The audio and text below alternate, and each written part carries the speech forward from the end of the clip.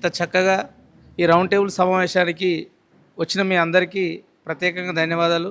వాస్తవానికి 2-3 రోజుల నుంచి వెళ్ళి మేము ఇక్కడ సమన్వయంతో ముందుకు పోతున్నాం. దానిలో కొన్ని ప్రతికూల పరిస్థితులు, అనుకూల పరిస్థితుల్లో మీరందరి సహకారంతో ఈ కార్యక్రమాన్ని జరుపుకుంటున్నందుకు మేము కూడా చాలా సంతోషంగా వ్యక్తం చేసుకుంటూ, అన్నగారి ముంగట నేను కూడా ఇక్కడ బాధ్యునిగా ఒక 2 విషయాలు మాట్లాడాలనుకుంటున్నాను. నిజంగా విద్యా వ్యవస్థలో సమూలమైన మార్పులు తీసుకొచ్చే విద్యా వ్యవస్థను ఇప్పుడున్న భారతదేశ వ్యవస్థలో నిజంగా రైట్ టు ఎడ్యుకేషన్ యాక్ట్ వచ్చిన తర్వాత ప్రతి ప్రైవేట్ స్కూళ్ళలో కూడా మినిమం ఒక 20 సీట్లు మనకి ఇవ్వాలి పిల్లలకు. కానీ దాన్ని ప్రశ్నించి అడిగే పరిస్థితుల మనం లేము. ఇక్కడ ఆర్గనైజ్ చేసే పిల్లలు స్టూడెంట్ యూనియన్ వాళ్ళు ఎవరైనా పోయినా కానీ వీళ్ళు వచ్చినా కానీ వీళ్ళు ఏదో డబ్బుల కోసం వస్తున్నారు అనే విధంగా ప్రైవేట్ స్కూల్ యాజమాన్యాలు చూసే పరిస్థితులకి ఉన్నది. కాబట్టి ఎవరు ఏది చేసినా ఈ యొక్క అన్నగారు ఈ కార్యక్రమాన్ని తీసుకోవడం నిజంగా ఇలా రాష్ట్ర ప్రజలకు నిజంగా ఇది ఒక తారస్థాయిలో ఈ ఉద్యమం బలోపేతమై తెలంగాణ ఉద్యమం అయితే ఏ రకంగానైతే ముందుకెళ్ళిందో అన్నగారి ఆధ్వర్యంలో అదే రకంగా ఈ యొక్క మన ఊరు మన బడిని కాపాడుకుందాం అనే కార్యక్రమం ఇంత బృహత్తరంగా తీసుకున్నందుకు అన్నగారికి నిజంగా శిరస్సు వంచి నమస్కారం తెలియజేస్తున్నాను. నిజంగా మాది ఈ మండలం కాకపోయినా కానీ నేను ఇక్కడ కొంతమంది మిత్రులతోటి సహకారంతో ఇక్కడ ఈ యొక్క రౌండ్ టేబుల్ సమావేశాన్ని ఏర్పాటు చేయడం జరిగింది. ఎందుకంటే నేను కూడా కొంచెం ఎడ్యుకేషన్ పర్సన్నే కాబట్టి మా మండలం ఆత్మకూరు అయినా ఇక్కడ మాకు మండలం ఆత్మకూరు అయినా కానీ పొద్దున్నేసే ఆత్మకూరు నుంచి వెళ్ళి కాకుండా మోత్కూరుకు వస్తాం మేము. కాబట్టి మా విలేజ్ విషయానికి చెప్తున్నా, నేను నాలాగనే యువకుడు మా విలేజ్లో మొన్న స్థానిక సంస్థల ఎలక్షన్లలో సర్పంచ్గా గెలిపించుకున్నాం. అతని వయసు 29 సంవత్సరాలు. అతడు మా ఊర్లో 22 మంది ఉండే. అప్ టు ఒక 7 పిల్లలు 5th క్లాస్ అయిపోయి కూరళ్ళకి వెళ్ళిపోతారు. ఇక్కడికి Motkur Saint Ann's, Sri Chaitanya and మన సాయి చైతన్య స్కూళ్ళకు ఒక 22 మెంబర్స్ వస్తారు. దాన్ని మేము గమనించి అందరం పాలకవర్గం కావచ్చు, అవేర్నెస్ ఉన్న వాళ్ళను, ఆ తల్లిదండ్రులను కలిసి మన ఊరు మన బడి కార్యక్రమంలో భాగంగా ఆ టీచర్లను పిలిపించి మా సర్పంచ్ గారు ప్రత్యేక చొరవ చూపుకొని ఇక్కడికి వచ్చే పిల్లలందరినీ ఆ సెయింట్ ఆన్స్ కావచ్చు, ఆ శ్రీ చైతన్యకు వచ్చే పిల్లల్ని మొత్తం మా విలేజ్ స్కూల్లో జాయిన్ చేయించడం కోసం వాళ్ళ తల్లిదండ్రులను కన్విన్స్ చేయించి విద్య అంటే ఇక్కడికి వస్తే ఏం చదువుతుండో ఏం చదువుతలేడో తెలియదు, కానీ ఆ పిల్లోనికి సర్దిగట్టి ఇప్పుడు మనం ఒకసారి మాట్లాడినట్టు పంపిస్తే ఇక్కడికి వచ్చి బల్లే ఆ సెయింట్ ఆన్స్ స్కూల్లో పండబెడతారు. నిజంగా నేను లైవ్లో చూసిన పరిస్థితులు కూడా ఉన్నాయి. కాబట్టి మా ఊర్లో మాకు కొత్త కాలనీ అని ఉంటుంది గుండ్ల దగ్గర. అక్కడి నుంచి ఒక 10 మెంబర్స్ వస్తారు. మా సర్పంచ్ గారు ప్రత్యేక చొరవ చూపి అక్కడ ఉన్న పిల్లల్ని మా స్కూల్ దగ్గరకు పంపేయడం కోసం ఒక వ్యాన్ ఏర్పాటు చేయడం జరిగింది. ఒక విద్యా వాలంటీర్ని ఏర్పాటు చేయడం జరిగింది. ప్రత్యేకంగా అసలు ఇక్కడికి వచ్చేదే ఉండే అతను కొన్ని ఎమ్మెల్యే గారి ప్రోగ్రాం ఉండడం వల్ల రాలేకపోయాడు. ఇక్కడికి వచ్చి అన్నతోటి కలిసి మాట్లాడి ఇచ్చే సందర్భమే ఉండే కానీ కుదరలేదు. అక్కడికి మా పిల్లల్ని స్కూల్ దగ్గరికి తీసుకొచ్చి మళ్ళీ వ్యాన్ మళ్ళీ ఇంటి దగ్గర దింపడం, మళ్ళీ సాయంత్రం ట్యూషన్ ఫీజు పెట్టి ఆ విద్యా వాలంటీర్తో ట్యూషన్ చెప్పడం జరుగుతుంది. కాబట్టి ఇలాంటి కార్యక్రమాలు నూతనంగా గెలిచిన సర్పంచ్లకు కావచ్చు, మీరు కూడా కొంచెం యువకులుగా మనందరం కలిసికట్టుగా ఊర్లలో అన్నగారి ఆధ్వర్యంలో ఈ యొక్క విద్యా వ్యవస్థ పటిష్టం చేయడం కోసం అన్నగారి అడుగుజాడల్లో మనం కూడా ముందుండి వారికి అండదండలుగా ఉంటామని కోరుకుంటూ ఈ అవకాశం ఇచ్చిన మీ అందరికీ ధన్యవాదాలు తెలుపుకుంటూ ఈ సమావేశాన్ని ఉద్దేశించి మన ముఖ్య అతిథి ఉదయం నుంచి వెళ్ళి ఎదురు చూస్తున్నటువంటి అన్నగారు వచ్చి మనందరితోటి మాట్లాడిపించి మనందరం ఓపికతోటి మనం అందరం మాట్లాడుకున్న విషయాన్ని విని మీరు మాట్లాడే విషయాన్ని మనందరం వినుకుంటూ ఇప్పటి వరకు వెయిట్ చేసిన మీ అందరికీ అన్నగారు తన యొక్క అమూల్యమైన సందేశాన్ని దిశానిర్దేశాన్ని చేస్తారని వారిని మాట్లాడవలసిందిగా కోరుచున్నాను. ఈ మోత్కూర్ మన ఊరు బడిని మనమే కాపాడుకుందాం అనే రౌండ్ టేబుల్ సమావేశానికి వచ్చిన ఇక్కడ పెద్దలకు, యువకులకు, విభిన్న సంఘాలు కావచ్చు, పంతులకు, బీసీ సంఘాలు అన్ని సంఘాలకు నేను ధన్యవాదాలు తెలుపుతున్నా. ఈ దాకా మీరు వచ్చినందుకు చాలా షార్ట్ నోటీస్లా వచ్చిండ్రు. చాలా అద్భుతమైన అంశాల మీద చర్చ జరిగింది. మీరు చాలా అంటే చాలా కొంత డీప్గా పోయి మాట్లాడిరు. నాకు ఏంటంటే కొంత ఈ సమాచారాలు నేను ఫస్ట్ రాగానే మిత్రుడు మండల పెట్టుడు కానీ మండల పెట్టడం కాదు, మొత్తం గ్రౌండ్లో కింది దాకా పోయి ప్రతి పల్లెను తట్టి ప్రతి ఇంటిను ప్రతి అమ్మను ప్రతి పిల్లలు ఉన్నటువంటి ప్రతి ఇంట్లో ప్రతి ఒక్కరిని తట్టి వాళ్ళకి అసలు ఏం జరుగుతుంది, తెలంగాణ విద్యా వ్యవస్థ మీద ఏం జరుగుతున్నది, కేజీ నుంచి పీజీ వరకు భయ్య చెప్పినట్టు మొత్తం ఈవెన్ ప్రొఫెషనల్ కోర్సెస్కి సంబంధించిన వాటి కావచ్చు, ప్రతి అంశం మీద కింది దాకా తీసుకుపోయే ప్రయత్నంలో భాగంగానే మేము మోత్కూరు దాకా వచ్చినాం. నేను ఆడ కూర్చొని మాట్లాడితే ఛానళ్ళలో వస్తుంది, కిందాక పోతుంది కావచ్చు. కాదు, దీన్ని చాలామందికి ఏమైపోయిందంటే ఇప్పుడు చారి గారు చెప్పుకుంటే చెప్పిండ్రు మస్తుగా ఇప్పటిదాకా చాలా మీటింగ్లు పెట్టినామేమని, కానీ విద్యను ఎట్లా కాపాడుకోవాలని ఒక ఉద్యమం ఇప్పటిదాకా తీసుకురాలేకపోయినాం. ఏ మాటకు ఆ మాట మాట్లాడుతున్నాం. డిఫరెంట్ ఆర్గనైజేషన్స్ కావచ్చు, అంటే పల్లెల నుంచి ఇప్పుడు మీరే అనాథలు అయిపోయినారు, పంతులు సంఘాలే మాకే పచారా లేకుండా అయిపోయింది కిందాకనే స్థాయికి పోయినాం. కానీ ఇది ప్రతి ఒక్కరికి సంబంధించినటువంటి అంశం. ఇది అది కిందాక తీసుకుపోయి ఒక ఉద్యమాన్ని నిర్మాణం చేయాలంటే ఉద్యమాలు ఏడ నిర్మాణం అవుతాయి, ఎవడు చెప్తాడు? ఏదన్నా సినిమా స్టార్లకు సంబంధించినటువంటి అంశాల గురించి అంటే ప్రతి ఒక్కడు ఇళ్ళకి వెళ్ళి స్పందిస్తున్నాడు. ప్రతి ఒక్కడు సమాంతకు కడుపు వచ్చిందా లేదా అనేది కూడా పెద్ద చర్చ యువకులల్లో కింది దాకా అయ్యో టీ షర్ట్ అట కొద్దిగా ముందుకు వచ్చిందట. ఇవి అంటే అడ్డమైన చర్చలు. ఆ పవన్ కళ్యాణ్ కానీ గంజాయి బ్యాచ్ మెసేజ్లు పెట్టుడు ఇవి తప్ప. అంటే విద్య 23,000 బడులు లాస్ట్ గవర్నమెంట్లో, దాదాపు 7,000 బడులు లాస్ట్ గవర్నమెంట్లో బంద్ అయినాయి. ఇప్పుడు ఈయన వచ్చినాక బంద్ చేసిన బడులను మొత్తం తెరుస్తా అని ఈయన చెప్పిండు. తెరుస్తా అని ఈయన చెప్పుడు కాదు, ఈయన వచ్చినాక మళ్ళా 1000 కొద్ది బడులు ఈయన బంద్ చేస్తున్నాడు. బంద్ చేసిన ఇప్పటిదాకా ఈ కాంగ్రెస్ గవర్నమెంట్ రేవంత్ రెడ్డి రూపంగా వచ్చిన తర్వాత మళ్ళీ ఇప్పుడు ఇంత 27,000 ఏదో అటు ఇటులో మిగిలిన బడులల్లా 23,000 బడులు బంద్ చేస్తే ఒక 4,000 బడులు మాత్రమే ఉంటాయని చెప్పుడు. దీని మీద చర్చ జరుగుతలేదు. మా బొట్టలు మాట్లాడితే ఇప్పుడు పెడితే కిందాక పోవాలి కదా, చూస్తలేరు. కింద తక్కువ అయింది. అందుకనే మేమే కింది దానికి వచ్చి నేనే ఇప్పుడు మోత్కూరు మొన్న భువనగిరిలో పెట్టినాం, కాకతీనుస్లో పెట్టినాం, ఈడ పెట్టినాం. మొత్తం తెలంగాణలో అట్లీస్ట్ మెజారిటీ మండల స్థాయిలల్లో విద్య మీద ఒక చర్చ జరగాలి. అద్భుతంగా మాట్లాడారు చారి గారు, చాలా అద్భుతంగా చెప్పారు. ఈ మెసేజ్ మొత్తము ఎట్లాగా దానిలో అప్లోడ్ అవుతుంది, అందరు వినండి. అసలు ఏం జరుగుతుంది విద్యా వ్యవస్థ మీద, ఏం జరుగుతుంది. మా మిత్రుడు మాట్లాడి ధన్మన్ వచ్చి టీచర్లు మొత్తం ఆ జీవో నువ్వు 4,000 జీవో తెచ్చినావు, బడ్ల గురించి జీవో తెచ్చినావు, కానీ నువ్వు ఆ పంతుల పిల్లలను అనలే పెట్టాలని చెప్పి జీవో ఎందుకు తీసుకురాలని. అదే నోటుతోటి నేనేం చెప్తున్నా అంటే ముఖ్యమంత్రిని మనవన్ని గవర్నమెంట్ బడిలో పెట్టవా ఫస్ట్ అని చెప్పి నువ్వు అడగాలి. ఇప్పుడు ఇంట్లో ఒక పెద్ద కుట్ర ఏం జరుగుతుందంటే పంతులను దొంగలు చేసి చూపిస్తున్నారు మనకు సమాజానికి. నేనైతే నేను అసలు ఒప్పుకోను, దానికి అసలే ఒప్పుకోను. క్రాంతి దళగా పృథ్వీరాజ్ గారిని అయితే ఒప్పుకునే సమస్యనే లేదు. అరే ఏందే మొత్తం గొర్రెల కొట్టాలు లెక్క తయారు చేసి, బర్రెల కొట్టాలు గొర్రెల కొట్టాలు లెక్క తయారు చేసి పందుల దొడ్డు లెక్క పిల్లలను పంపిస్తున్న వాళ్ళకు ఒక్క సౌకర్యం ఉండదు. నేను కొన్ని 100 బడులు చూసిన, 1 కాదు 2 కాదు, కొన్ని 100 బడులు చూసినాం. బడులలో వండుకొని ఉన్న నేను ఆ విద్యా వ్యవస్థను ఎంత అధ్వాన్నంగా, ఎంత దయనీయంగా. పంతులు ఎందుకు మనం మా బాత్రూంలో లేని బళ్ళలకు మన ఇళ్ళ పిల్లలు నువ్వు పంపుతావా? ఒకవేళ నీకు స్తోమత లేకుంటే తప్ప నువ్వు పంపే పరిస్థితి ఉన్నదా? ఫస్ట్ ఏంది మన ఆత్మగౌరవం, తెలంగాణ ఆత్మగౌరవం. తెలంగాణ ఆడబిడ్డలు పిల్లలు ఇంటర్మీడియట్ డిగ్రీ చదువుకున్న పిల్లలు కూడా బాత్రూంలు నెంబర్ 1 ఇష్యూ. బాత్రూంలు అమ్మాయిలకు బాత్రూంలు లేని కాడ జూనియర్ కాలేజీలు డిగ్రీ కాలేజీలలో పంతులను పిల్లలు ఒకటే దగ్గర పోయి చెట్ల కాడికి పోయి మూత్రం పోస్తారు. ఎందుకంటే అడవి ఉండే, ఇప్పుడు అడవులు ఎక్కడ పాడైనాయి, పోయింది అది కూడా.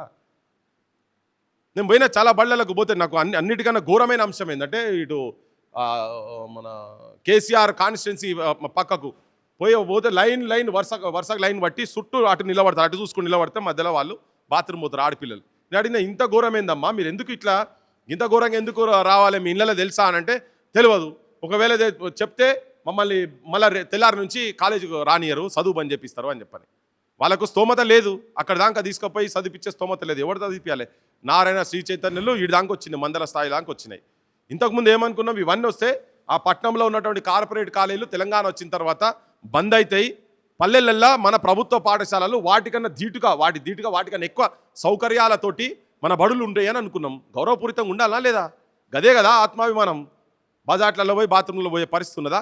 మనం ఏ నాయకులను అడుగుతలేం, ఉట్టిగా పోవాలి. వాడు రాగానే ఓటు నాడు ఏ చైతన్యం ఎట్లా అంటే వారు ఓటునాడు వస్తే నాకు ఎన్ని పైసలు ఇస్తున్నావు, నాకు పైసలు ఇవ్వలే, వానికి 1000 రూపాయలు ఇచ్చినావు అట, నాకు 500 ఇచ్చినావు, నేను కులం తక్కువ దాన్నా కులం తక్కువ ఉన్నా అని మాట్లాడే కాడికి పోయినాం. కానీ నా ఊరు బడిలా నా పిల్లలకు బాత్రూములు లేవు, ఎందుకు వెళ్ళేవురా అని చెప్పని ఒక రాజకీయ నాయకుని అడిగే పరిస్థితి ఉన్నదా? లేదు. యువతరం ఎవరు లేరు, అట్లా లేరు. ఆ చైతన్యాన్ని అసలు మనకేం కావాలి, మన మూలాలేంటి, ఇలా ఎవరన్నా చచ్చిపోతే మన దగ్గర రోగం వస్తే ఇంట్లో ఆస్తులు అమ్ముకోవాలి, అదే కదా ఉన్నది, ఆస్తులు అమ్ముకోవాలి. అది అవుతుందా కాదా తెలియదు. నిజమైన వైద్యం దొరకదా కూడా మనకు తెలుస్తలేదు కదా.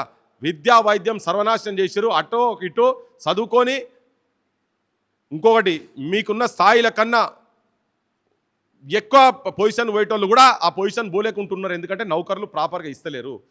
కాంప్రమైజ్ అయ్యి చిన్న చిన్న వాటికి పీజీలు చేసిన వాళ్ళు, ఇంజనీరింగ్లు ఎంటెక్లు చేసినారు, కానిస్టేబుల్ నౌకరులకు పోతున్నారు. నిన్న పోతే బొచ్చడం మంది ఎంటెక్ పిల్లలు రాడ కానిస్టేబుల్ కిదన్న వస్తే సార్లు నా కుటుంబాన్ని పోషించుకుందామని. ఒక నౌకర్లు ఇయ్యలేని దుస్థితిలో తెలంగాణ వచ్చిన తర్వాత దాదాపు 12.5 సంవత్సరాల తర్వాత కూడా ఈ దుస్థితి ఉన్నదని పల్లెలకు ఈ సమాచారాన్ని తీసుకుపోయే ప్రయత్నం తెలంగాణ క్రాంతి దళగా చేయబోతున్నాం. ఏదైనా ఒక వీడియో చేస్తే పోతుంది కావచ్చు, కొన్ని వేల మంది లక్షల మందికి పోతుంది కావచ్చు, కానీ క్షేత్రస్థాయిలో వచ్చి ఒక నిర్మాణం తయారు చేయాలి, అందరితోటి కలిసి ఒక నిర్మాణం. ఇది ఎవరు నా ఇంటిదో నా పార్టీదో నీ పార్టీదో అని కాదు. ఇది పార్టీలు సంఘాలు సంస్థలు అన్ని పక్కకు పడేద్దాం. ఫస్ట్ అసలు మనకి ఏం కావాలి, మనం యాడున్నాం, మన చైతన్యం యాడున్నది, మన యువతరం చైతన్యం యాడున్నది. ఎందుకు ప్రభుత్వాలు ఇప్పుడు గత ప్రభుత్వం అన్నదాన్ని ఈయన వచ్చిన తర్వాత ఈయన ఉన్న బడులను కాపాడుతా బంద్ చేసిన బడులు తెరుస్తా అన్న తర్వాత ఎందుకు బడులు ఎందుకు బంద్ చేస్తున్నారని ఏ పల్లెలనన్నా ఏ ఎమ్మెల్యేలన్నా తిరగబడి అడిగినరా? అడుగుతలేం కదా. నా బోటలో మొత్తుకుంటున్నాం, ఇటువంటి ఛానల్లో మేము ఆడి మాట్లాడుతున్నాం. కానీ క్షేత్రస్థాయిలో ఆ తిరుగుబాటు రావాల్సిన అవసరం ఉంది. మరి బడులు కావాలన్నా లేదా బడులు కావాలి. యూనివర్సిటీలలో రిక్రూట్మెంట్లు లేవు. విద్యా వ్యవస్థను, తెలంగాణ విద్యా వ్యవస్థను అన్ని రాజకీయ పార్టీలు కలిసి దానికి ప్రస్తుతం నాయకత్వం వహిస్తున్న రేవంత్ రెడ్డి కాడికెళ్ళి హత్య చేసి పడేస్తున్నారు. మొత్తం బడి బాజార్లో అందరి ముంగట అందరి సోయికి చూడంగా హత్య చేసి పడేస్తున్నారు. దీంట్లో అల్కగా దొరికిండ్రు ఎవరాయా అంటే పంతులను దొంగలు చేసి అయిపోయి, పంతులకు ఆ దందా ఉన్నది, పంతులకు ఈ దందా ఉన్నది, పంతులు అది చేస్తున్నాడు. అరే నిజంగానే ఇప్పుడు తరగతికి ప్రతి క్లాస్కి ఒక టీచర్ ఉండాలనా లేదా? ఉండాలి కదా. మరి నేను గత 20 ఏళ్ళు 25 ఏళ్ళ నుంచి చూద్దాం, ఉన్నారా? అట్లా 5% బడులు కూడా లేరు. ఒకవేళ వాళ్ళు నిజంగా చెప్పలేదు అనుకో, పర్యవేక్షణ ఎవరు చేయాలి? ప్రభుత్వమే చేయాలి కదా. ఇప్పుడు డిఓలు మండల లెవెల్ మాట్లాడుకుందాం. 633 మండలాలల్లా మీకు ఎవరికైనా ఐడియా ఉన్నదా? వీళ్ళని అడగదలుచుకోలేదు. మీరు ఎవరని చెప్పండి.